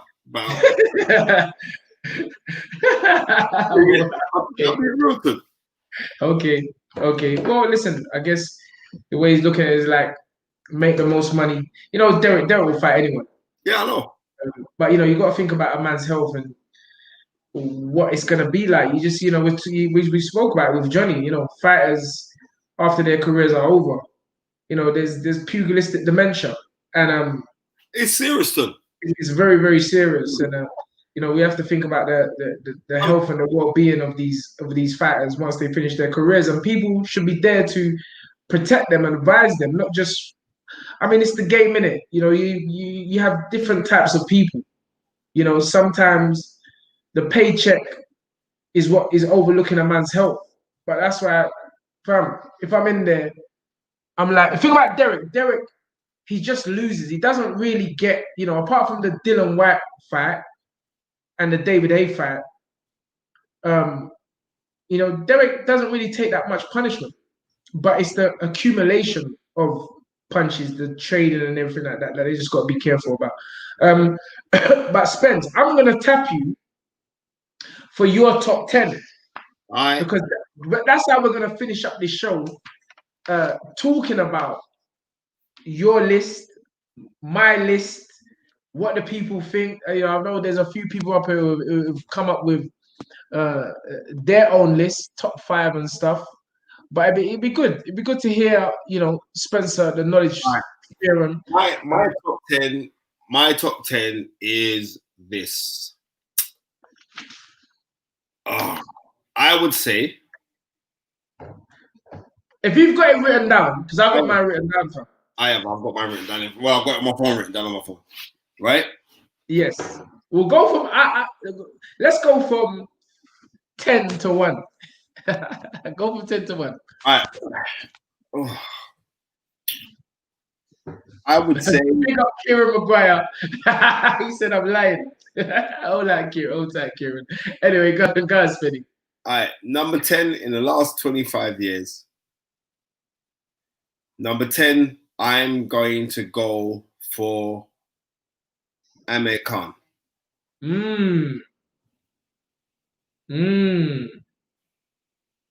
Okay. Interesting. Because he wasn't actually on a picture board. But that don't mean that. If I'm writing out 10 guys, I'm saying Amir Khan is deserving of being there. That's big. Right. Then I'm going to say number 9. Number 9. Well, Frank Bruno's last fight was 25 years ago. Right. So I'm not even going to slip him in. I'm going to say number 9, Ricky Hatton. Eesh. So down. Okay, say that. The hitman on Spencer Fearon's top 10 anyway. If you're getting in the top 10, that's big anyway, as far as I'm concerned. Number 8, Carl Froch. Hey, oh, I nearly gave away, man. 6. Yeah, come on. Number 8, Carl Froch, the Cobra, has made Spencer Fearon's list. Number 7. Yeah. Anthony Olufemi Joshua. So low. What? Well, so low. Number 7, yeah. That's too low. Nah, brother. Because his career's not finished. He's got time to climb. I don't care. You can't put my fellow Nigel boy down there, man. Disrespect. Okay. What color? If he was Jamaican, you would put him up one, right? Come on. Let's go, Spenny. Number 6, Nigel Benn. Benn, 6. Yeah. Interesting. I like that. Number 5, Chris Eubank. I like that.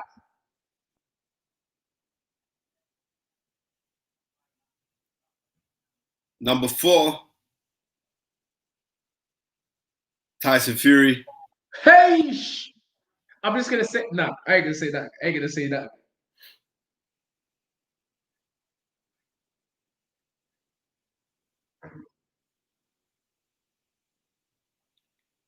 Number 3, Naseem Hamed.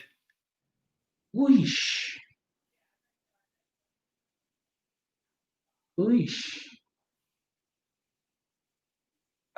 Cool. Say no.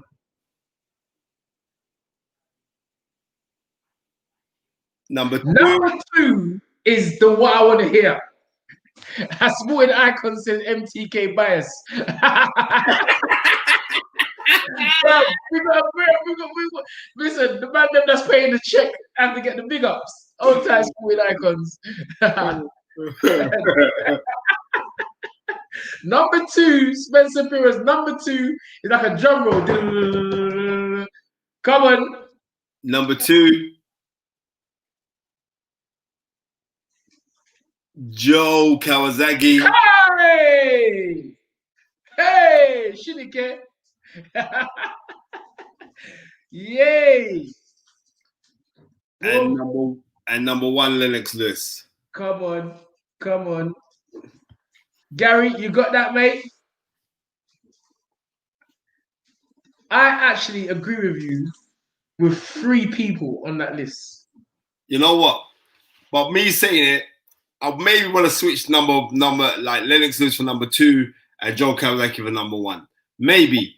But the thing is this, the heavyweight boxing, to be world heavyweight champion, nobody went sitting down waiting 100 years to see the last undisputed super middleweight champion, because the championship was only formed in 1983, right? And Lennox was undisputed, not only to the fact why, and this is why I top him over Joe Calzaghe, right? Joe Calzaghe took late to venture to his career to America, right? Lennox Lewis went to America from the get-go. Lennox Lewis was fighting in America from the get-go. He was signed with Main Events first. So the reason why I give him that, because even though there's a comparison between him and Joe Calzaghe, saying, "Oh well, you beat great men who were old and past peak," but they weren't, because Lennox Lewis at the time, when Lennox Lewis fought Evander Holyfield and Mike Tyson, he was then past peak. But I think the main thing that Lennox Lewis became an undisputed champion. There's loads of times when I was on the phone to Lennox a few days ago, and he's gonna come on our show next week. I just got to arrange it with Geraldine. Big. He was saying to me, "All right, talk about Larry Holmes." I'm saying, like, Larry Holmes will jab you up on business. He said, okay, cool. Was Larry Holmes ever undisputed champion? And he wasn't. Come on, talk Right? the thing. I was like, you know what? He said, right, he said, what? Yo, was their man undisputed? So don't say that to me, man. I said, all right. So that's how I'm calling it, and that's how I see it. I think when I'm saying Naseem Hamed, I think Naseem Hamed at his peak was something ridiculous, like what Johnny Nelson said. Johnny Nelson should be in our top 10. In fact, maybe scrap that. My number 10 is Johnny Nelson, bro. Hey, don't be trying to. All right, cool. Cool. Because my number 10, it was because the whole time I'm writing, I'm scrubbing it out, But yes. I can't take away what Johnny Nelson's done. He was a world champion for 7.5 years. And when he was world champion, his chin didn't let him down.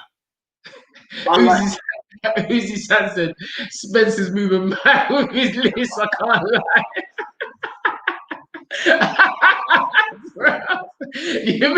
You're moving mad, Spence. Bro, it's that fruit juice diet that you've been on, bro. For that. Listen, Tunde, I've lost a stone and a half, you know. You're looking sharp, my man. You're looking sharp. You're looking sharp. Yeah. So what do you? I don't like the way you just dash out Amir. So I think I'm gonna say Johnny 10, Amir 10-8. Yeah, let's keep. Yeah. Put them two joint. Yeah. Well, as I say, I've agreed with you.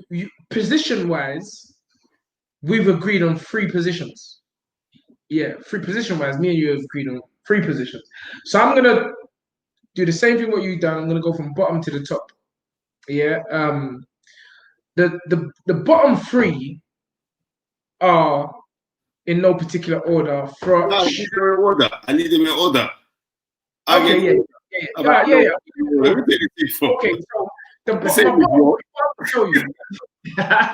what I'll tell you, the bottom 3, the reason why, because I've just gone by the list. I haven't tried putting no next people, like Amir, or I'm gone by the list which we put out there, the fighters which we put out there. So my bottom 3 are my bottom 3 because although they wasn't really, they were types of fighters, tough, rugged, and I guess if the social media was around at this time, they would have been stars as well. So on the list at number 10 is man like Nigel Benn. He's number 10. Okay. You had him higher. You had him number 6. Yep. So number 10, Nigel Benn. Great fighter, as you know, his powers of recuperation were nuts. This man, you think he's out, and then he just come with some Ayukun street fighter. Bro. And you're gone. You're gone. Oh, great. 1980. I think it's 1988 fight. Come on, I know the fact. Yeah, with Logan. Yep. Yep, with Anthony Logan. The man was gone, and he just swing for me back, and clap out the little yardie man. I see that in his son. Yeah, 100%. I see that in his son. I see that in Conor. He's got that, and he busted a little Spanish the other day. I'm like, yeah, he can be a crossover. Because when you talk Spanish to the Mexican man there. Wait there. DJ N1 said. What he said? NABCD.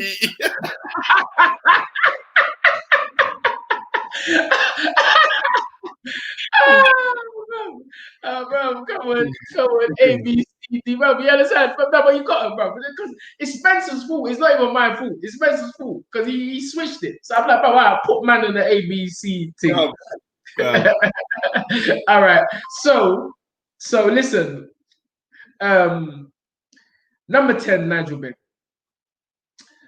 Number 9, I've got the Cobra, Carl Froch. Okay. You had him number 8, Spence. You had him number 8. Yeah. You got that. You see what I'm saying about the bottom 3? The bottom 3 are warriors. Number 8, I'm going with Kush Eubanks. You had Eubanks number 5. But I'm saying I've judged them based on the toughness, and it wasn't really razzmatazz.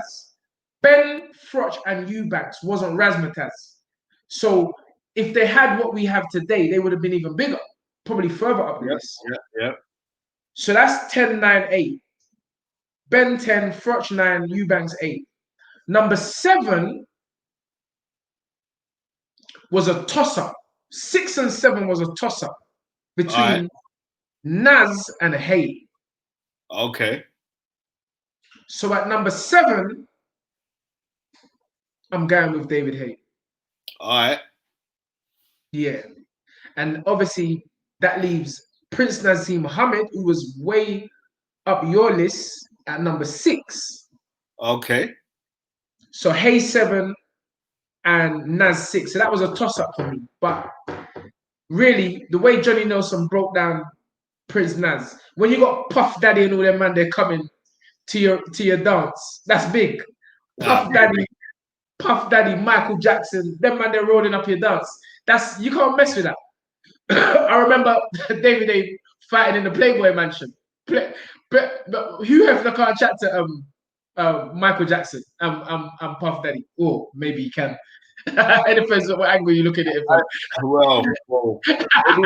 Well, maybe you could talk to Michael Jackson in heaven because they're both dead now, so you never know. Yeah, for real. Yeah. So that's 6, 7. Number 5, just above them, is the one and only Ricky Hatton. Okay. You had Hatton much lower, but as you said, he brought all those British fans over to Vegas. Floyd thought he was in Manchester. Of course, Floyd was a bit nervous, but did you see when he was at the weigh and Ricky Hatton just eyeball him out? Floyd was praying. You know what I mean? Floyd was praying. I don't know this shit. Floyd, I'm telling you now, watch what you saw. I remember you told me. Floyd was praying. I don't care. Yeah. That, bro, Rick is like, yeah. And you can tell by how Floyd started because Ricky had done the old screw shot. Yeah. He went, Floyd went back. And that's when Ian Dark and them man, they start getting excited. And I was like, bro, you better do it. After the show's done, I'm going to watch that fight. Yeah, go on. Go on. Remember, Floyd said it. Ricky Hatton was bought the most to him in his career. He bought something. And I think once Floyd took that from Ricky, he was never the same. Especially the way he knocked him out. But yeah, Hatton's on my top 10, 1,000,000%. Right. So the top 4 is definitely 4 and 3 is the 2 big men, Fury and Ajayi. And I'm saying number 4 is the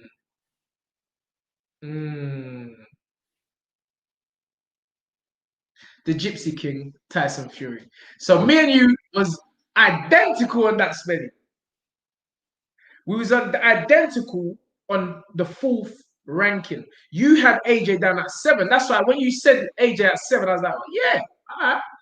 But if you listen to what Johnny Nelson said and how he spoke of AJ, for somebody to achieve, like to me, AJ, he's about to become the next Lennox Lewis. Yeah. He wins the undisputed. He's the next Lennox. Lennox Lewis won I got it in my notes. Lennox Lewis won the 88 Olympic gold medal. Mm-hmm. You know, was 3-time heavyweight. But he's got Ball, who subsequently went on to become undisputed heavyweight title. 2-time lineal champion, Lennox. Yep. The last heavyweight to hold the undisputed. Yep. Lennox had a dual citizenships over the UK and Canada. Beat Donovan Razor Ruddock to become WBC's #1 in 1992. October 31st. Come on. And then Riddick Bowe dashed the WBC belt in the thing and said, bro, I'm not fighting you. And that was because Lennox beat him in the 88 final. And I feel that Riddick knew that he can't beat Lennox Lewis. You know, touching on Lennox. Anyway, so I'm going with Fury at 4 and AJ at number 3. And that's a big shout because, and let's get it right, that may change. Tyson Fury could end. The only reason why I've got AJ at number 7. Okay. The reason why I've got AJ at number 7 is because I believe that we ain't the best AJ yet. And it's kind of wrong throwing a guy in there right now when their careers are still going on, because you like to judge men more after their careers are done. But on the reels, for what the young man has done, I'm putting him up there. Yeah. I'm putting him up there because of the things that he's done. And when I'm looking at it now, I would like to swap over things, you know. I would put, you see? Yeah.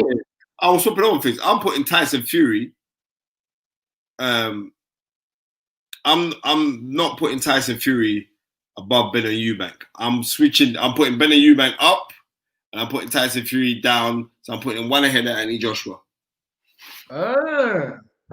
Okay. That's interesting. That's it. See, when you're in my team, you start switch up everything you're doing. But anyway, that's good. So Fury 4 and AJ 3. But again, that could change in one fight. Because the same way how I'm saying AJ could really become the next Lennox Lewis, Tyson Fury can also become the next Lennox Lewis. You know, defeating Wladimir, then defeating AJ, and being undefeated if Tyson Fury beats Anthony Joshua, he's going down as one of the greatest of all time. If Tyson Fury beats AJ, I'm telling you. Why would he go down as one of the greatest of all time? Starters, he ain't lost no fight. Yeah, but if he beats AJ, so you're saying, wait a minute, you're saying his defining fight in his whole career is if he beats Anthony Joshua. Yes. I'm saying because he will be the best in his era. Just like Lennox was the best in his era. All right. You understand? And Lennox. So if Tyson Fury, so you said if Tyson Fury beats Anthony Joshua, yes, he goes down as what? One of the greatest. One of the best to ever do it. At heavyweight. Remember, yeah. But bro, just look at the achievement. Look what he's come back from. Look at the achievement. Look at the belts. Look at what he done after being in that mental state and then coming back, brocking up Deontay Wilder, who the Americans are still holding on to this day. They're not holding on to him. It's only it's certain part of America that goes on Lady Shan.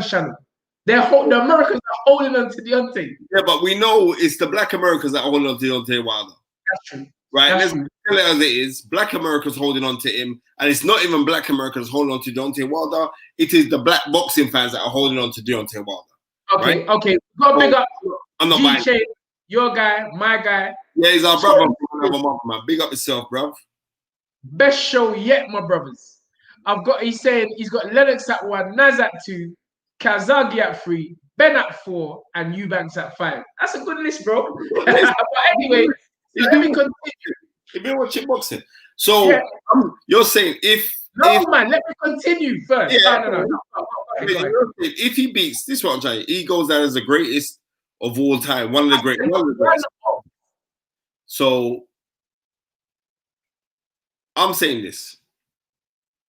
If he beats Anthony Joshua, right? Yes. Which I have my reservations of him beating Anthony Joshua. I'm keeping with AJ by knockout. Right? So I'm seeing the longer that the negotiations take is the more Anthony Joshua is going to learn to go into that fight. And I think it's not a foregone conclusion. I'll say the betting favorite to go into the fight would actually be Tyson Fury because he's the undefeated fighter. But if they was to go into that fight. Hold on, Karma Serene says, "Old tight Karma.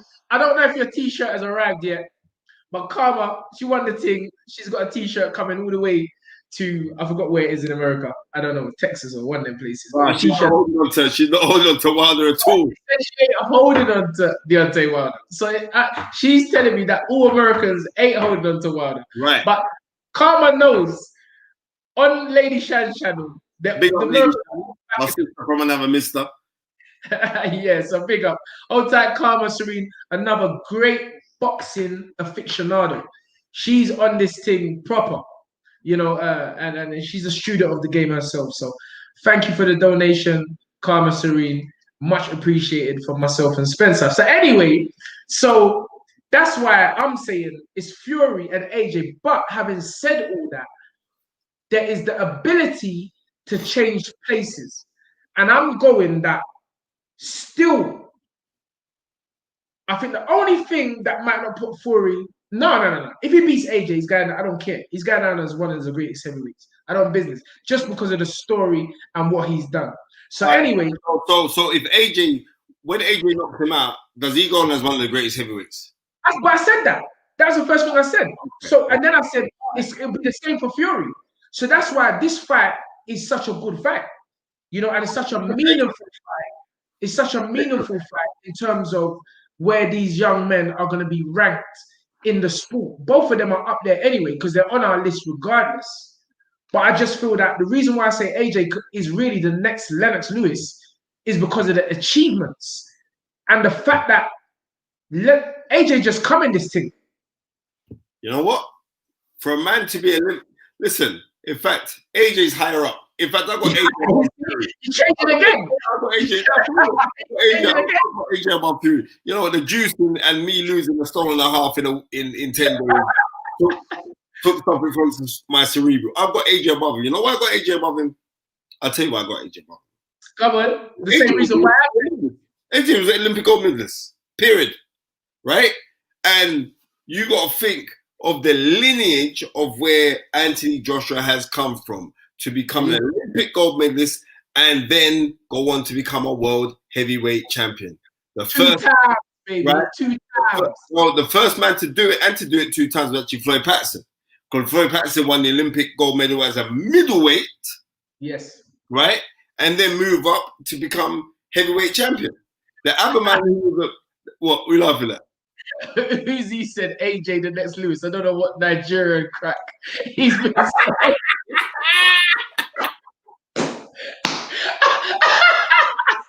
Uzi, old type Uzi's and bro, don't worry, man don't smoke no crack. Man smoke or drink stamina water. That's what I'm on. Anyway. Crack. He says what? What's he saying? He said Spencer's moving faster than the Mayweather shoulder roll with these switches. Bro, I told you. With BJ, that's what happens. Bro, that's what live show. This is a live show. I know business. It's a live show. Right? That's what happens. Comes in the equation. All right. I didn't sit down prior and say, let me just write out who this and that and that. I just said, right, I put down a couple of names and said, yeah, whatever. I'm gonna roll with that. But this is a live show. And it's open to this is what I'm like. I like to twist things all the time. It's like, when man talking about who's the greatest heavyweights? Give me your top 10 heavyweights. Brother, I change them all the time. Yeah, but this is what I'm saying. To this show here, that's why I'm glad we had a little break. I actually sat down and thought about this. And you know, there was reasonings why I put the list the way I have, you know, because they're all great fighters, in my opinion. They're all legends, in my opinion. But I gave a lot of thought to this. So moving on to the AJ Alexander Wilson, you know he's our brother. Yeah. Mr. Wilson with the big cash, the big money. Yeah. Fury was the underdog to Klitschko. And in Wilder 1 and 2, AJ has never been the betting underdog. Plus, Fury got the spirit of Emmanuel Stewart in his corner. Don't underestimate that. Well, I'm going to let you answer that, Spence, because having that man in his corner don't mean that well, Spencer's beaten that man in his corner already. Spencer's beaten But Sugar Hill. I mean, I'm done with Sugar Hill, be over the hill. Come on. But, yeah, I've been up against, I've been up against Sugar Hill. Yes, I know. Right. And what happened to him? Let me tell you, Walter Wright against Anthony Smalls in the contender USA versus the UK. And Anthony Smalls won that fight. And he had the Sugar Hill in the other opposite corner. So, bro, the Stamina for Cell crew were already one up against them, man. There. Go, I mean, they have to keep it in their mouth, bro. But it is. But yeah, Alexander Wilson. Sorry, so Fury was an underdog to Klitschko. Alexander Wilson a T-shirt, bro. I love the support. Alexander Wilson, a T-shirt will be on the way to you if you. Because what we're gonna do now, every show we're gonna aim to give away a free Stamina for Soul T-shirt. So we're gonna pick these winners random. Wait, they just Stamina for Soul trainers on IG today. I didn't see them. Bro, you're Stamina for Soul on the thing, bro. You're taking liberties. I'm gonna post that up. But we're gonna do that. I forgot to mention that Gary, said I got mentioned that. So every show we're gonna aim at least one a week, cause these things cost money. Money ain't throwing away no money. It's called Stamina for Sale. Right, exactly. Right. Uzi Tang says Tunde and Spence would be a sick corner duo. For real. Watch this space, bro. Don't watch the office. Watch this. Watch this. Don't worry about that. Yeah. So Alexander Wilson. They're scared of us, bro. Alexander Wilson. The new Batman and Robin, man. Oh, wait. Alexander Wilson, you are the winner of this week's free T-shirt giveaway. Stamina for Soul T-shirt will be on your way to you. So if you inbox your address, just like Karma Serene, the T-shirt will be on the way to you. So again, Spence, we're going to finish up with Wilson because Wilson's contributed a lot to this show tonight. Seriously. Yeah. Fury was the underdog to Klitschko and in the Wilder 1 and 2. AJ has never been the betting underdog. Plus, Fury's got the spirit of Emmanuel Stewart in his corner. Don't ever underestimate that. And we won't, Alexander. So now we go to top 1 and top 2. And I'm going to say the number 2, according to Tunde Pika, not Wikipedia, Tunde Pika, is BoxRec's 7th greatest fighter of all time. The longest reigning super middleweight champion in history. The one and only JC, Joe Calzaghe, is my number 2 best fighter of the last 25 years, which absolutely matches my brother from another, Spencer Fearon's number 2. Joe Calzaghe, which leaves the great, professional from 1989 to 2003, Lennox, the Lion, he is the original Lion, Lewis. 1988 Olympic gold medalist, beat Riddick Bowe in the final, 3-time heavyweight champion, 2-time lineal champion, and the last heavyweight to hold the undisputed crown. Dual citizen, UK of Canada, so he can slide in, slide out. Beat Donovan Razor Ruddock to become WBC number 1 in 1992. Riddick Bowe refused to fight him, and he was given the WBC crown. Is that right, Spence? He was given a WBC crown. Only 2 heavyweights in the history of boxing have ever had that accolade put on them. The first being Ken Norton in 1978. And he subsequently loses the title against Larry Holmes in an epic fight. That's one of the best heavyweight fights ever. And the second man, it was actually Lennox Lewis. And the reason why Ken Norton was given the WBC crown is because Leon Spinks, after famously defeating Muhammad Ali in his only 7 professional fights, he has a rematch with Ali, and Leon Spinks gets stripped of the WBC crown, but he fights Ali for the WBA crown. But the difference was this. If Leon Spinks got reported $3 million for fighting Ali in a rematch. Ridiculous money. Back then, 1978. Serious. He was only going to get something like $650,000 if he'd fought Ken Norton. So why wouldn't he? Why would he rematch? So I mean, yeah, it is. Let me carry on. Packer fan says Lennox was the first email champ. And then Devin Haney's the next. But anyway, what makes Lennox so great and up my list is that after losing to Oliver McCall in 1994 in an upset, well, what wasn't really an upset because Emmanuel gave the right game plan and that weren't no lucky punch. It wasn't. But in 1997, he got back the title and revenged that when I think Oliver McCall famously done that nervous break. Yeah, he was going for. You know, Oliver McCall dropped Tyson in sparring as well. Yeah, of course he did. Yeah. And then famously, he got the draw with Evander Holyfield in 1999. See, I'm becoming like the knowledge now. Yeah, Tunde's the knowledge.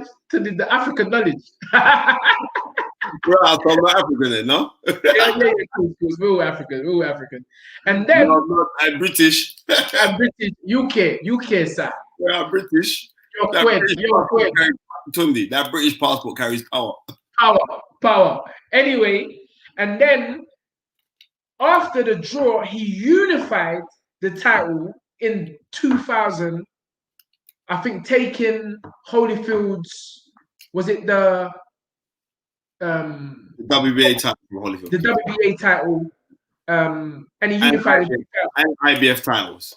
And IBF titles, yes. And then, in an upset loss, again, Hasim Rahman knocked him out cold in 2001. In South Africa. But you know, Lennox Lewis was partying and everything else because he was on set for Ocean's 11, the movie. Yes. Right? So he never took that serious. Yes. And ignorance. He turned up to South Africa a week before the fight thinking, yeah, man, don't worry, I'll just brush you. Yes. And then, again, the man done the same thing. He came back and knocked out Hasim Rahman. And he said, Hasim Rahman. Yeah, that was a vicious knockout. Vicious, one of the best. What about the boom racks in boxing history. And then finally, topping off a fantastic career in the year 2003. That fight there, I'm not gonna lie, that fight there, bro, I'm happy that fight ended by a cut. Because Lennox never trained for that fight. He didn't train for that fight. Lennox never trained for that fight. But uppercut Lennox Lewis gave Klitschko, yeah? Oh, what an uppercut. I know AJ has been watching Lennox for the uppercut. Of course he has. That uppercut, brother, I'm surprised my man's head stayed on. Yeah, and you see, what's his name? AJ gave Vitaly, the Vladimir, his brother, the said uppercut. Yep, the said. See? So you know he studied the thing properly. And that's it, Spencer. Wrapped off a legendary career in 2003, retiring as the champ. You can't knock that. So it's been an excellent. I'm really grateful. He's going to watch them come again. Yep. With a question. Yeah, no, you're saying that Lennox beat Briggs in 98 for the Lineal title. Yes. Because Briggs got that very dubious decision over George Foreman. And it's the truth. Even though Briggs was challenging Lennox Lewis for his WBC title, it was actually for the Lineal Heavyweight Championship as well. So thank you very much. It's been a pleasing pleasure. We're going to be back in the next couple of days. Send us in what topics you can get us on the Stamina for Sale page on Twitter, or you can get was it Tunde _ Ajayi, is it? No, let me do that again. So this show is on Stamina for Sale on YouTube. It's on Spencer Fearon's Twitter page, Spencer _9. And yeah, you know, that's where, and on YouTube. So it's going out live on those platforms. But my personal Instagram page is Tunde Ajayi 9. And there you go. Been a fantastic show. The man behind the cam, Gary Blake, doing the bits as usual. fantastic guest in the one and only Johnny Nelson. And it has been an absolute pleasure to spend the last 2 hours with my friend, my brother in legality. Because we don't know crime thing no more. We gone past that. Uzi Zan says this needs to be a daily thing. Bruv, don't worry.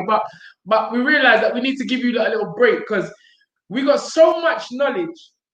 We got to, you got to feed it in drips and drabs. Otherwise, it just becomes a everyday thing. But thank you, Bobby Wright, for today's topic. We can't forget Bobby Wright, our guy, man. Bobby Wright, the one and only Bobby Wright, for giving us such a great topic to go away and think about. And it was because of Bobby that we actually had to dress back a little bit and think about it. Big up Daniel Wright, our brother. You know what I mean? Come on, Daniel Wright, Sergeant, Gus. Yeah, you know what I mean? So yeah, we sign out in these words. Oh no, let me get the thing. Dream it, believe it, become it. Come on down. Thank you everyone. Again in the next few days. Keep it peeled on the Stamina for Sale YouTube channel and watch what we're putting out on YouTube and also Instagram. Peace to